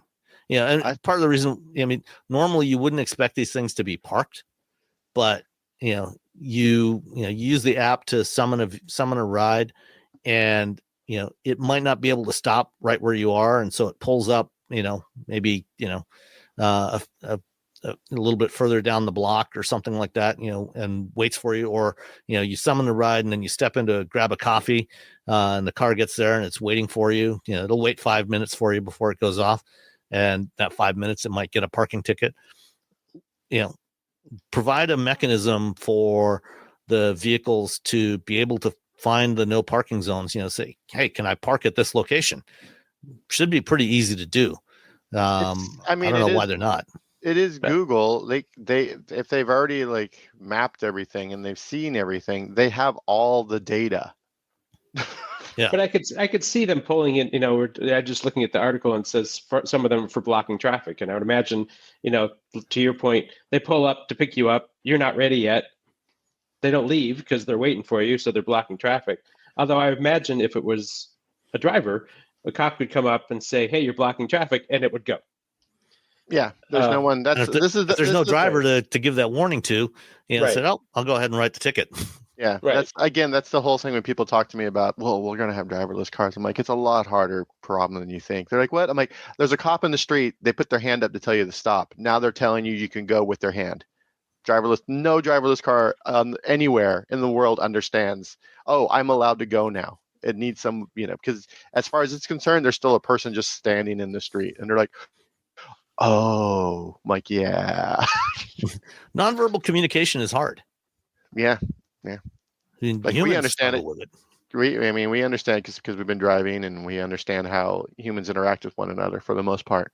Robots are like, what? What's happening? Is he doing the Macarena? Why is he moving his hands? Hey, Macarena. All right. And then BMW released some photos of the new i3 and the iX3 testing. These are the first two vehicles coming off the Neue class platform. So it's their new EV platform. The iX3 is launching later this year, and then the i3 is coming next year. What do you think of these shots of these new models? I kind of like the new design. I mean, it's clearly the grille. I mean, because we've seen, there's been some prototypes out also, that they've shown the concepts over the last several years, but it's definitely a departure from what people will recognize as BMW. But the grille hasn't gotten larger, grill. So that's good. Yeah, it looks like it's grills have gotten smaller, amazingly. I know. What a concept. So good job. Yeah. I asked the designer at a BMW event about the iX, and I'm like, so people want to know why is the grill so big? He's like, well, what else would you put there? And I'm like, that's not an answer. That's not an answer that anyone that would satisfy anyone, and it's definitely not an answer that a designer should be telling me. But okay. Yeah, and these should have the new interface also with the new display that goes across the windshield. Yeah. I've seen a couple of different demos of that same type of interface from a couple of different companies, from Marelli and from Harman. I think Marelli is supplying the system that's going into the BMWs. Harman's got a similar system that I got a demo of at CES this year, and it's pretty cool. Because you have an area across the base of the windshield that spans all the way across. That's got a bunch of information there for you. It's basically a heads-up display across the base of the windshield. So it's probably about 4 inches, 3.5, 4 inches tall, and gives you all that info right there. And I haven't driven a vehicle with that kind of system in it yet, but it seems like it should work reasonably well. Yeah, I played around with the BMW prototype at one of their presentations. Just not in a car, but it does seem pretty useful. But yeah, the proof will be once we actually see how it works while you're driving.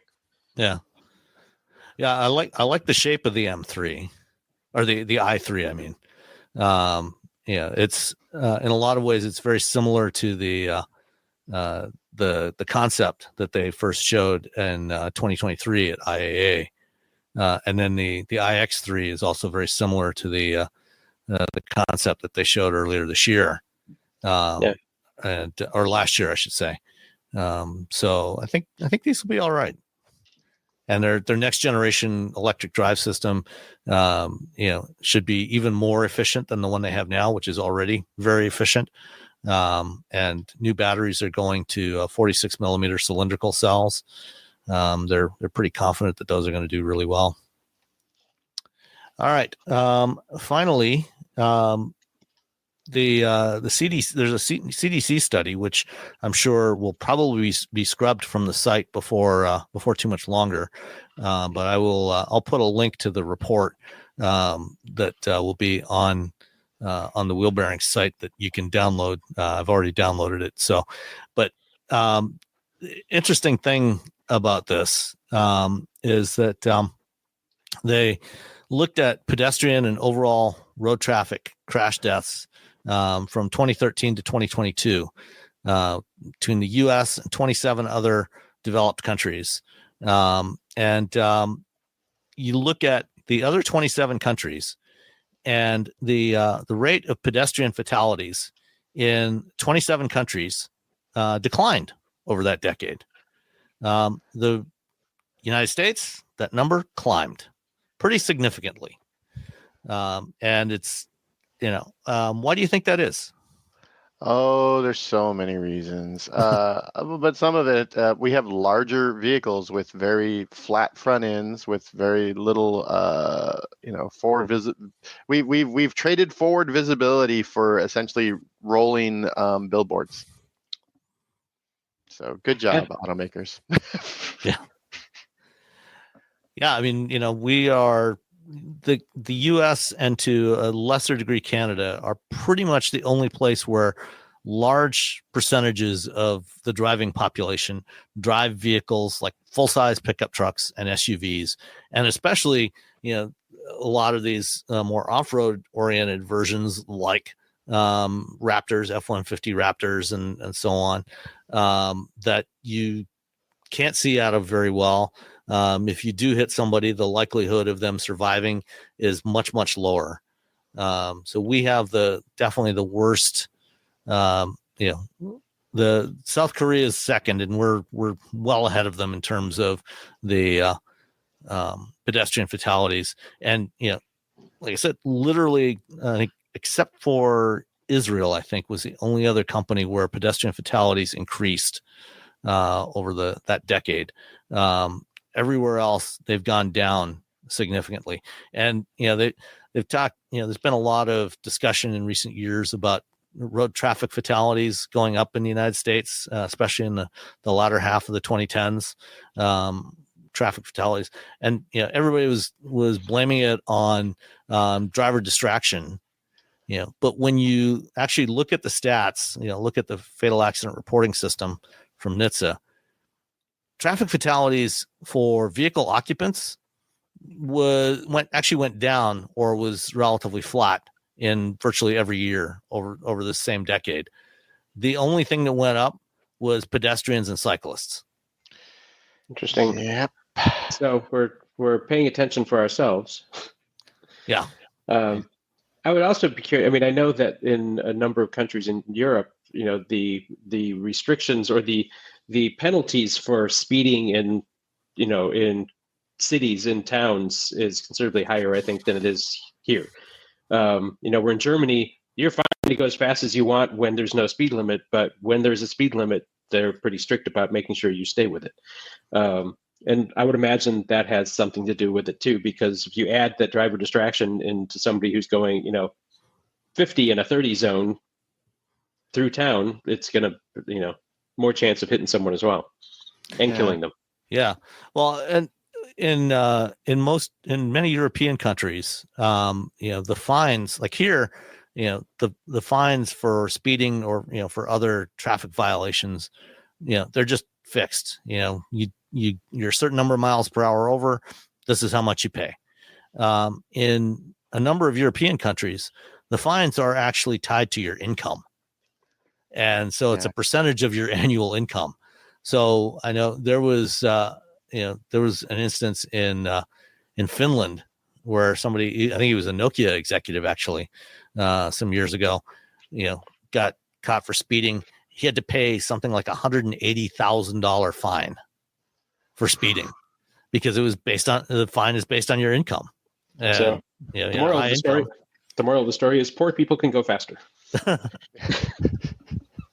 Well, if you're poor and you get a speeding ticket, that's as someone who grew up poor, it's still a large percentage of what you have. It's so much of what you make. It's such a huge amount of your money that you're like, oh no. So then you don't pay it, and then now you have fines, and then you're like, it's a huge mess. And you're just careful. You don't I can't get a speeding ticket because it's going to destroy my ability to do my pay my bills. Whereas if you're rich and you'd still, it's $200, that's nothing. I'm just going to speed all day if I can. Right. So it's effective, I guess. Last thing before we do a couple of listener emails, I actually recorded a segment last week with Nicole after we finished the main show that I'll drop in here because it's for some reason that it's not entirely clear. It was under embargo until tomorrow morning. But Nicole went out to Colorado to drive the Ineos Grenadier and the Quartermaster. What? Yeah. The thing I drove like 6 months ago, there was an embargo? Did they update it or something? Or not that I can tell. They offered me one of their cars like a month ago. They're like, "Hey, you want one?" I'm like, "Oh, it doesn't make sense for me to take one." Well, back in like August in the Bay Area because it's really difficult to get to anywhere where there's off-roading, and really driving that thing on the road is just not what it's made for. But before we listen to Nicole's impressions of the Grenadier, because this is the first time that she drove it. You've both driven it, right? I have not. Oh, you haven't? I've heard stories, but I have not. Okay. You've driven it, Robbie, right? You drove at least the Quartermaster, right? Yeah. I've driven both of them. What I like them. I like them for what they are. If I lived in Alaska, or if I lived in Hawaii and my house was like up a dirt road, or in Alaska and my house was up a dirt road or whatever, like that's what I want this car for. Parts of California, there's a lot of parts of California where there's just like, you got to do a dirt road and sometimes it washes out and sometimes it does. That's perfect. But I live in the Bay Area. There's literally no reason for me to drive that car. Yeah. Because on the road, like above 70, you're just like, it's gonna be kind of scary to drive. It can be kind of scary to drive, but off-road, it's outstanding, and it's got all the buttons. It's got all. It is very much. This is what it's for. Use it for this. It's like buying a sports car. This is what it's for. Your sports car should not be taken to Home Depot. Yeah, it should not be taking your. It's the same thing with this vehicle. It is not it's yes, it's an SUV, but it does all these other things and it drives really well on the road. Nope, it is definitely like this is what it is. It's for going off road. The steering is terrible. No, that's what I was wondering is why would you get something? I know, but so is a Land Cruiser. So so are a lot of things that are can be. But a Land Cruiser doesn't look like an old Land Rover Defender. You don't look like Vera from that British show. That's the thing. It's if you're someone who really wants, if you love the nostalgia of an old Land Cruiser or an old G-Wagon or an old any old off-road vehicle, but you also want it to have a nice, the inline six BMW motor, and you understand that this isn't, if you're driving around town, you need to chill out. Yeah, this is the car to get. This is a very niche market. It sounds like it is very much a niche market. Tiny. Tiny. And I talked to them about it, and they understand. They're like, we understand this is a very niche market, and there are going to be a lot of people who buy it in LA. And in LA, most of the time you're only driving like 20 miles an hour anyway, so it's fine.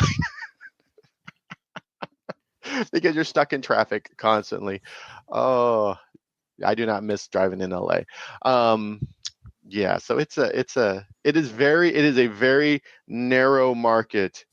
And if you're into that, awesome. But if you're not, there's two markets. There's the off-road person who's going to use it for the off-road stuff, and then there's the person who wants it for Instagram. Everyone else, Right. just go get a Toyota Land Cruiser or G-Wagon or whatever. All right. So Defender. Get a Defender. So I'll drop in here Nicole's thoughts on the Grenadier. She was surprisingly well. I'll let you listen. All right. So Nicole, Yes. you're with us remotely. We recorded this segment before you ran off to Disney World. Yes. Play. So what were you doing in Colorado? So in Colorado, I had the chance to drive some Ineos vehicles, which is a brand I think still a lot of people haven't heard of. Which is I actually saw two of those this week when we were driving the Acura ADX. Did you I saw really? two of them on the road. One of them was like this gold color, which was kind of cool. Yeah, they have these funky. There's like a gold and sort of like a lightish blue. They're not like bright colors, but they have sort of fun colors along with like blacks and stuff. So they make essentially two vehicles. It's super confusing how they name these though, Sam, because they have the Ineos Grenadier, which looks like an SUV, and they call it looks like a very particular SUV. Yes, but we'll get into that. But they call it a station wagon. Yes. And then there's the Ineos, then there's the Quartermaster, which is a pickup truck, and it, depending on the documents you look at, it still says Ineos Grenadier Quartermaster, even though it's just Quartermaster and other things. The most confusing, me trying to go through this press stuff, I'm like, the what am I driving? So I think of it as the Grenadier SUV and the Quartermaster truck. I think that's the easiest way to think about it. And they are essentially the same, except for that bed on the back of the truck. I mean, the interior, if you closed your eyes and sat down in one, you wouldn't know which one you were in. They're essentially the same vehicles. It's kind of like the difference between a Wrangler and a Gladiator. Gladiator. Yes. Yes. Same idea. Exactly the same idea. And like from the front, you don't know which vehicle it is. From the back, you can tell right away because of the bed, but also there's the back of the SUV has this ladder, so you can climb up to the top, which is really cool. So it looks a lot like a Defender. In fact, it looks so much like a Defender that JLR sued them in the UK for IP infringement. They lost, from what I was able to gather, because they said, well, just because you have a boxy SUV, you can't say that they copied you. So I guess they didn't prove their case well enough. But if you were to glance at this and not pay attention, you'd be hard pressed to not think you were looking at Defender for a second. The old school Defender, not the modern. The old school Defender. And that old school part is what's really important. So Ineos is a funky company. So Ineos Automotive is newer, but Ineos as a company is actually owned by this billionaire named Jim Ratcliffe. And it's an oil and chemical company. It's ginormous. And this guy's a really kind of a funky character. And he likes to do safaris and stuff in Africa. And apparently, according to one guy, he said he rode in a vehicle that, I think they said it was like, I don't remember, was it a 4Runner? Anyway, he thought it was awful. He's like, oh my gosh, this is the worst ride.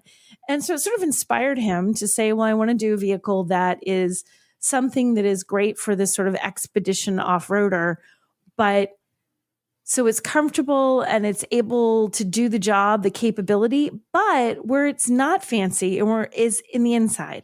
Like the inside is very utilitarian in materials. It's not a fancy car.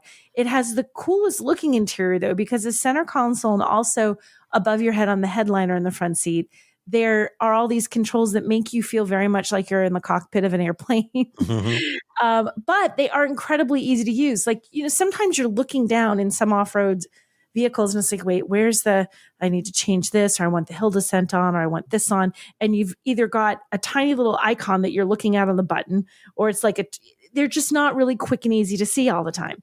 These are all they're over your head or on the console, but they all have the image and really clearly labeled. It's some of the clearest labeling I've ever seen. And you don't have to you can just be so rough with it. Like you can literally reach up and smack it with the back of your knuckles to turn it off and on, like boop, boop.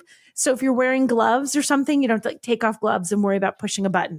And And that was sort of their And they're not all packed in right side by side. They're spaced out a little they're bit. spaced out. Like it is really, truly, you look at it and you think, first, it just looks cool, the style of it. But there's some great functionality to how they've done that. You are not going to hit the wrong button. You're going to hit exactly the button you're aiming for because they're all little like squares and they're all easy to reach. They're all easy to hit with gloves on. Like you could have really heavy work gloves, or you could have, crying out loud, you could have a mitten on your hand and you could still reach up there and smack those off and on, which is kind of cool. It has an infotainment screen that's, I believe, 12.3 inches. So it's a landscape infotainment screen. It's not fancy, but it has the things you want. Like there's no wireless charging in this vehicle. There's a little spot that feels like it should be. And in fact, one of the guys said, yeah, we'd like to make that wireless charging sometime.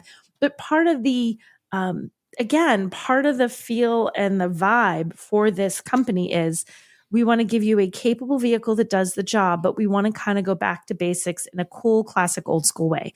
We don't want to have it loaded with tech. We don't want to have 9 million bells and whistles. We don't need to have ambient lighting and this, all the fancy stuff you get in an SUV. They didn't want the fancy. Now you can buy trims of this. There's a 1924 and there's a Belstaff, which is actually a clothing company that they have a thing with. There's fancy versions of it you can get, but the basic idea is basic. It's really kind of neat. The challenge in that is that the pricing is still kind of not basic, right? And the pricing starts at $71,000, I believe. You know what, guys? I'm having a chart that I'm not sure I verified, so don't hold me to this. I'm looking at the website right now. Are you looking at the website? The base station wagon starts at 75,100. 75,100. Okay. And then the Trial Master goes for 83,100, as does the Field Master, and then the 1924 is 87,000, 86,950. Right. What does it list on the website right now for the Quartermaster? The Quartermaster starts at 84. Okay. And then, it looks like both the trial, they have right now. They have the Trial Master and the Field Master editions of the Quartermaster. Yeah. They're all the same price at 83,900. But there's a lot you can custom configure a lot of stuff. You can custom a lot of it, but the basic of it, even when you custom a lot of it, you're still not getting, like you can get leather, like there's some leather on the steering wheel and leather trims and stuff. But the basic idea behind these is not the fancy. The problem is, like as Sam was saying with these prices, when you hear these aren't inexpensive vehicles. I think they're looking for a very specific customer who wants the capability and sort of the style and the look and the fun of this, but doesn't necessarily want that super uber fancy thing. So this isn't a Land Rover that you get into and it's all, hand tooled this and that and crystal gear shifts and genuine, wood trim. This is not that car. If that's what you're looking for, you're going to be disappointed. It has a very different look. That said, I do think it looks fantastic. Like I get what they're going for, but you have to change your mindset a little bit when you sit down and be ready for that. The one interior thing that I didn't like, so the engine, so this is a British company with a BMW sourced engine that's built in France. So we have a little multitude of nationalities. The engine, though, it's BMW. Also, what's BMW is the gear shift. So when you look at all the cool, fun, funky knobs, and even this really cool knobby thing that you shift into 4 low or whatever, then you have a BMW gear shift, which is all sleek and sexy in BMW. Yeah, if you've seen any BMW in the last decade, you look inside this, you immediately recognize where that shifter came from. Right? And it's not that the BMW shifter is ugly. It's fine. It just totally doesn't fit to me. I'm like, ooh, cool. This is unique. This is unique. This is unique. This is unique. Oh, BMW. It's very weird. And I think even if you didn't know it was BMW, it's sleek. Doesn't fit the bulky grr of the rest of the vehicle. I was like, you guys should just switch that.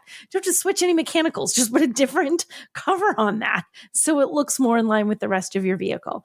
But it has a 3-liter turbo 6-cylinder, an 8-speed automatic transmission, and I have 281 horsepower, 322 pound-feet of torque.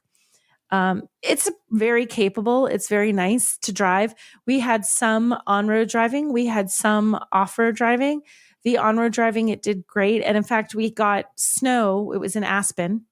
And we got snow that made that really Sam, you will get this, when it's just enough snow to make the roads horrifically slick, even though you're not going to get stuck in it.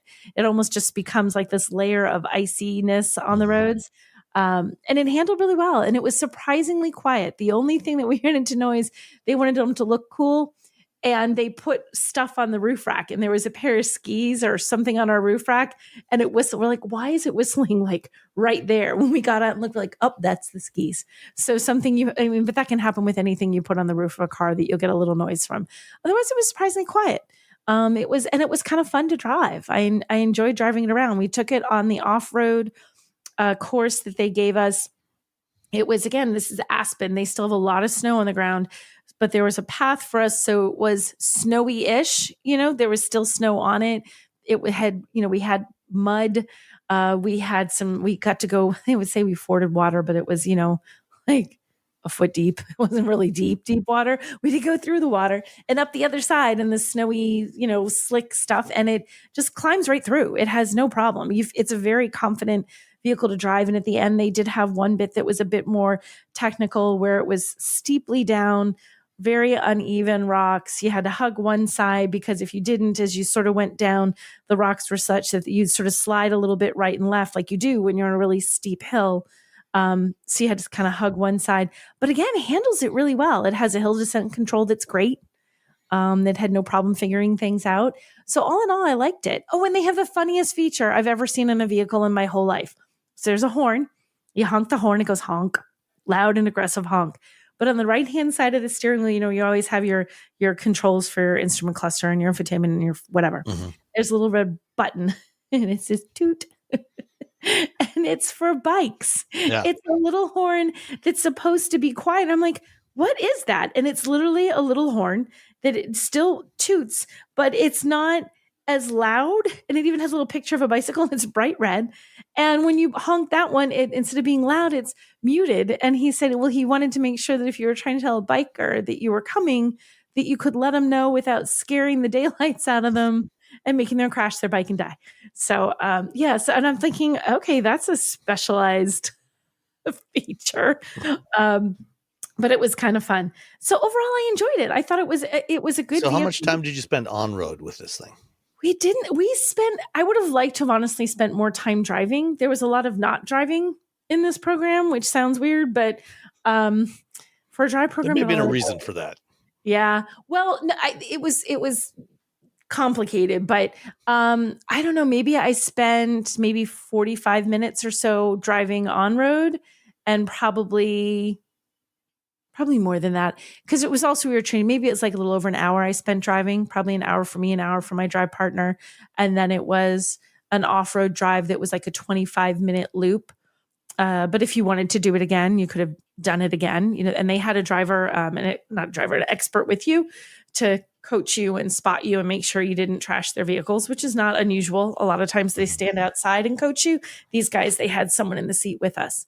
But I mean, it's weird because every time you see a new company like this, I don't want any company to fail. I'm hoping they can succeed. I'm not sure the market for this car. There's a certain amount of, like you said, you saw two, right? There aren't a lot of them out there. It's going to be different. If you're driving this, people are probably going to notice it, especially if they're car people. But even someone who's not a car person might be thinking, like, what's that thing? Because it looks different. And if you see the brand, even again, what's that thing? Because people haven't heard of it in the context of a car company, and probably don't even know it in the context of the larger Ineos corporation, unless they're somehow involved in the oil and petrochemical industry. Or if they've been looking at pictures of Mercedes Formula One cars, because Ineos actually owns 1/3 of the Mercedes F1 team, and their logos are on there. Ineos has he owns a bike racing team. He owns, I think they told me 22% of Iceland or something. It's like the weirdest things. Oh, he has a bike team. He has this. He has a car company. He has a conversion company. They also do this really cool stuff in Africa where they do adventures there, where they take people on curated adventures, and you can be an owner of these or not. Like, they open it up to owners first every time they have it, and then other people can come. And it's like this curated, basically safari thing that sounds unbelievably cool. and at some point there was some reserve or something where they were game licenses, and he didn't feel like they were hunting the way they should, so he just bought them all when they went on sale the next year, so that nobody could hunt the end. I'm like, I guess if you're a billionaire, you Yeah. know. So he sounds like quite a character, and I don't mean that in a mean way. Just genuinely, I'm like, okay, he's an interesting soul. So, and really wants this to work. You know, he has invested. You know, the company's been built up, but he personally has invested quite a bit of money in this. So there's a lot to be done here. They sponsored the snowboarding event that was happening in Aspen that Shaun White had started, and it's the inaugural year. And they were like a sponsor. So you saw the Ineos Grenadier and Quartermaster parked out front in the snow. They were ferrying people around town. They had all sorts of branding. So they were using that. And they said they're going to, you know, their strategy for the moment is to be out there all the time, kind of to not do a huge amount of like advertising like you're going to see on a, you know, commercial, but to constantly be present and out there to get their name more well known and have people seeing their vehicles and hopefully start some chatter so that they can sell some of these. So the reason I asked you particularly about driving on road, Yeah, is, you know, I drove the Grenadier a couple of times last year. Once the first time at the Mama Spring Rally at Road America, and then I had one for a week, like late you summer. did. Yeah, Okay. and off road, it's great. You know, it is exactly what it was meant to be. Is when it's off road. You know, going through, you know, muddy trails and, you know, over stuff. It is, you know, it is, you know, for a true off-road vehicle, you know, it is what the original Defender was always designed to be. No real issues there. On road, Did you hate it on road? pretty much, yeah. Really? Yeah. You know, I thought, you know, the you know, obviously, you know, an SUV with, you know, live axles, you know, solid axles at both ends, you know, is never going to have great ride quality. But my biggest issue with driving this thing was the steering. So, I didn't mention that, and I should have mentioned that. So it's good that it's not a rack and pinion steering. It is, oh my God. recirculating ball.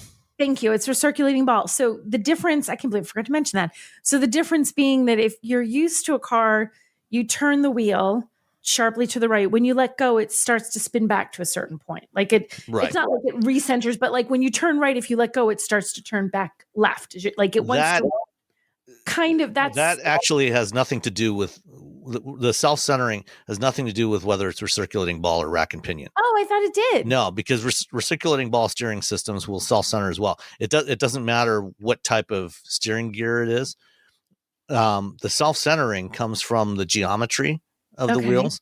So, you know, if you look at, you know, if you were to draw where the actual axis, the pivot axis of the wheels is, if the wheels are straight up and down, like if the pivot axis of the wheels when they turn is straight up and down, then, you know, when you turn the wheel and then you let go of it, it will just stay where it is. And what virtually all vehicles have is they have what's known as some positive caster. So if you look at the vehicle from the side, the axis that the wheels turn around is actually tilted slightly back. So it's further for the point where it hits the ground is slightly ahead of the upper pivot point. Okay. And, you know, for example, you know, if you are, you know, pushing a shopping cart around the store, there's caster on those wheels as well. That's why when you push the cart, the front wheels that pivot, they will tend to straighten up, you know, in the direction they have negative caster. So they're actually pivoted in the opposite direction. But for cars, they pivot them back. And that's what gives you that self-centering action. So that when you let go of the steering wheel as you come out of a corner, it straightens itself out. So it inherently makes the car more stable, so that it will tend to go in a straight line. So, well, they gave us a different, like their reasoning was that not. Yeah, so they gave a different, but they did warn us about that. Yeah. They told us, they said that, and it does take. It is weird. But I felt like I did it for a little while. I drove a little bit and then didn't think about it anymore. Yeah. So the recirculating ball for an off-road vehicle is great because basically it gives you a much slower steering ratio. Yeah. So, it's not when you're going over bumps and rocks and things like that, it's not jerking the wheel around Mhm. on you as much. So basically it's making the steering more sloppy. So it's not, grabbing your thumbs and twisting your hands around. Right. I it was definitely like when you turn, the first couple times you turn, just like coming out of a parking lot, you definitely have like, whoa, like it's weird. Like Mhm. it's kind of like you're almost like over correcting or not, it's Yeah. a hard, but if you're aware of it, I really felt like it only felt weird on road to me for maybe the first 5 minutes or so that I was driving, maybe 10 minutes, because I was aware that it was going to do that. So I was like, oh, I gotta change my mindset a little bit. You know what it made me think of? Like, when you do one pedal driving in an EV Mhm. when you first go to do it, and it's like, oh, wait, like, and you're stopping and going, it's really jerky and it's terrible. With this, I had a few minutes like, oh, I'm not doing this. It's not smooth. And then I just stopped thinking about it. So for me, I found it relatively quickly. It became kind of intuitive and it didn't bother me. For what I found was, the lack of self-centering, coming out of a corner. Okay, fine. I mean, you have to get used to cranking the wheel back in the opposite direction again. Where I found it more problematic was driving on the highway. Really? Yeah, because driving on the highway, that lack of self-centering that tends to keep the vehicle moving straight ahead Yeah. meant that the thing was wandering all over the road. Oh, I see. I didn't. You're holding the steering experience that. wheel and it was wandering back and forth. I did And not experience. We had a little bit of highway drive on there where we got up to speed. I didn't experience that. It doesn't negate what you experienced. now it's But I was possible okay. that in the 6 months they may have made some adjustments. Maybe. I don't know. I mean, certainly I know I'm not the only one that has complained about the steering. Oh, I wheel thing. 100% believe you. I wonder if So I'll it's have to ask possible if they've anybody changed else- the geometry a little. I'll have to ask if anyone, like my drive partner, I'll have to ask Nick if he noticed that when he was driving. I Yeah. wonder if they changed something. I didn't notice it. It was something I didn't notice. And I we were on, I would say it wasn't a very long highway drive just because of where we were going. But we had enough that I would have noticed that. Let's hope I would have. But I didn't have a problem with that. Yeah. Okay. Well, No, so maybe hopefully they've made some adjustments to make that a little better. to make it a little 'Cause- better. yeah. Maybe. Because I found it to be quite unpleasant to drive on the road. God, I did not experience that. So I'm curious. I might even reach out to them and ask them. The other thing that was a big complaint for me, you mentioned the center touchscreen, the infotainment screen. So there is no traditional instrument cluster in front of the driver. There's a small display there that all that does is show all your warning lamps Yep. directly in front of the driver. It's like a little warning lamp display. All the driving information is in the center touchscreen. Yes. And that center screen, the quality of the display, not what was being displayed, but the quality of the display was terrible. I would agree with you. I did not like the quality of the display. Dim and low contrast. Yeah, it was the low contrast. That's what got me. So it was a little tricky, especially driving. We were in very bright snow sometimes. It got a little cloudy at one point, but it was the moments there was bright snow, your eyes get so like, woo, you know how bright snow can sort of snow blind you first. And then you look back to the infotainment screen. It was a little bit like, hold on a sec, because the contrast is so low, and it's a And very if the sun is shining in, you just get glare across the screen and you can't see anything. That wasn't great for me. Sorry, I just hit the mic. I thought the screen was not great. But I did not experience the steering problems, which would have been a bigger issue for me, but I did not experience those. Okay. Well, maybe they've made some improvements there. Hopefully they have. Yeah. So, all right, cool.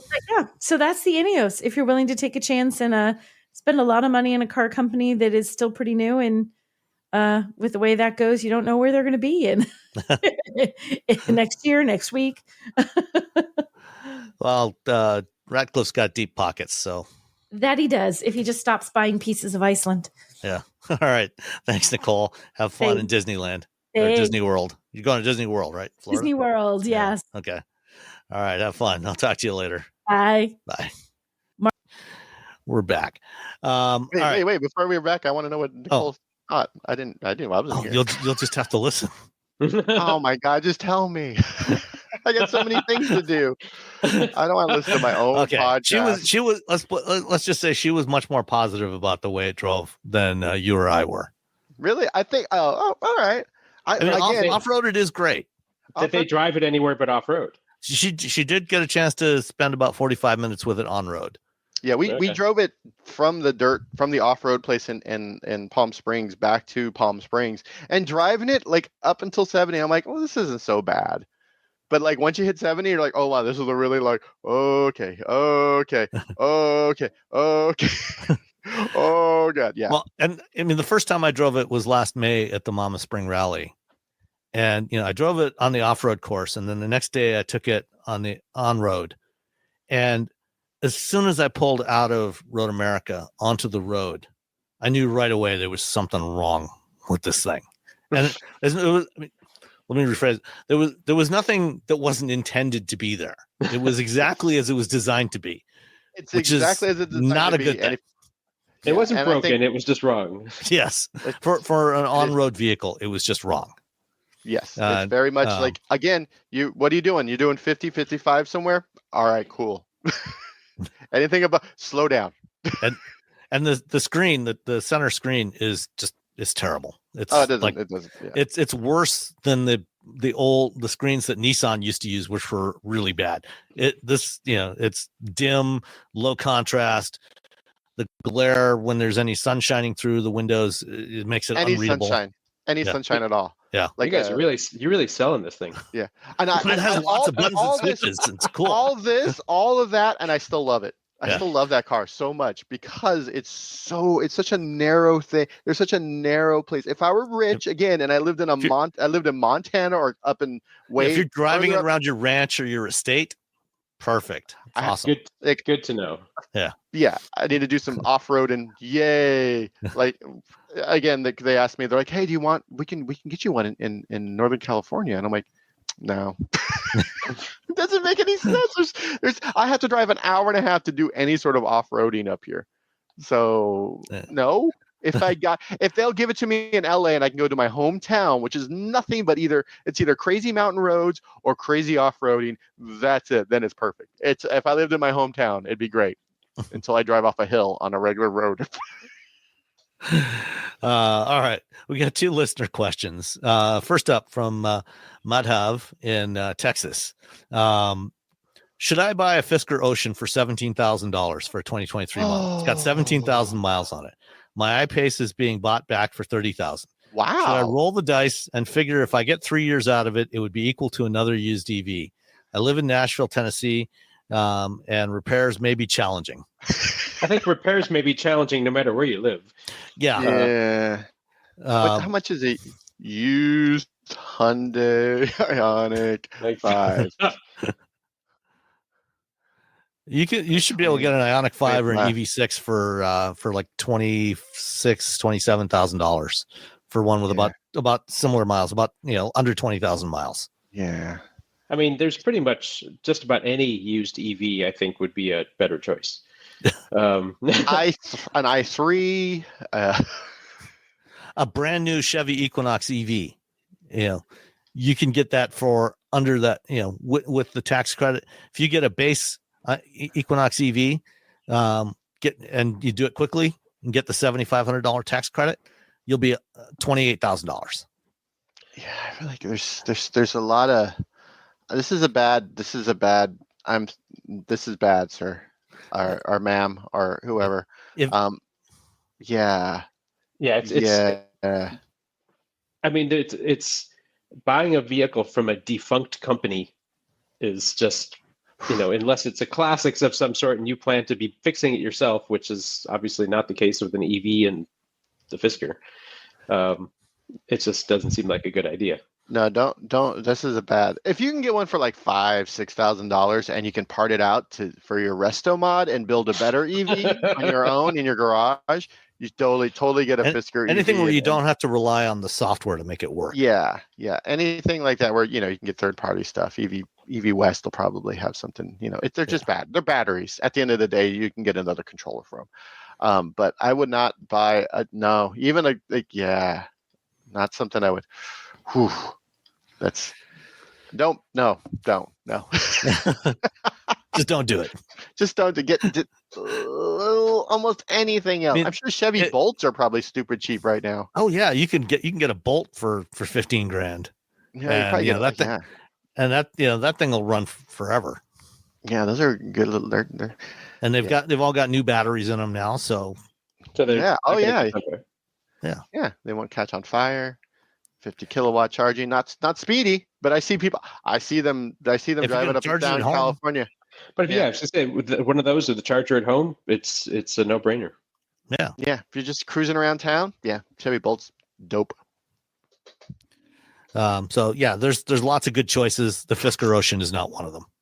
Yeah. Just stay away.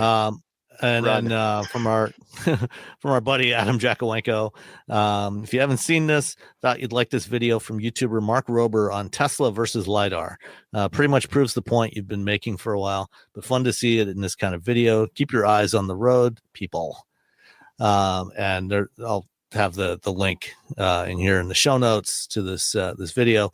The first half of the video, is this guy going into Disneyland with a LiDAR sensor strapped to his chest under his jacket, and recording while going through Magic Mountain and some of the other rides. Magic Mountain, I guess, is pretty much all in the dark, and so nobody really knows what it looks like in there. Wait, not Magic Mountain. Matterhorn. The Matterhorn or Splash Mountain? He said it was Magic Mountain. Wait, Disneyland? Magic Mountain's like a whole other place. I don't know. Well, anyway, some Disney ride. No, no, it's Space Mountain. Space Mountain. Sorry, that's it. There we go. Space Mountain. Yes. You don't want if Nicole were here, she'd be so angry right now. I know. She would have known like that. She would have known immediately what the hell what I was talking angry about. With you. Yeah. I don't want Nicole coming back and being angry at us, and so I'm making sure we have correct Disney information. So he was able to take the LiDAR model that he recorded and use that to produce a 3D printed model of the inside of Space Mountain. Cool. But then he took his Tesla Model 3 and put it up against one of Luminar's test cars with a LiDAR sensor on it and ran a bunch of tests. Doing with their development software against production autopilot to see if a camera only system could compete with the LiDAR system under various conditions. The last of which was kind of replicating the classic Wile E. Coyote cartoon where you have the road painted on a board on a sign. Yeah. And you can probably guess what the results of that are, but I'll let you watch the video. I wonder if he smashed up his Tesla. He's like, ah! Drove right off the cliff. So it's it shows you, cameras are good for object recognition, but they don't really know. They're not very good at knowing where an object is in physical space relative to you. And which seems somewhat important for driving. Yes. Yeah. It's a little bit important. Yeah. So that's it for this week. Thank you everybody for listening. Thank you, Perry, for stepping in for Nicole this week. Always happy to be here, especially when she's off at Disney. Probably right in Space Mountain as we speak. I don't know. Do they have a Space Mountain in Florida, or is it only in California? I don't know. It's in both places. I think it's in both places. Yeah. I don't know. I've never been to either one. So really, this is why I make these mistakes. This is a whole other podcast where we just where Nicole just takes you to Disneyland. All right. Thanks everybody. We'll talk to you next time. Bye. Bye.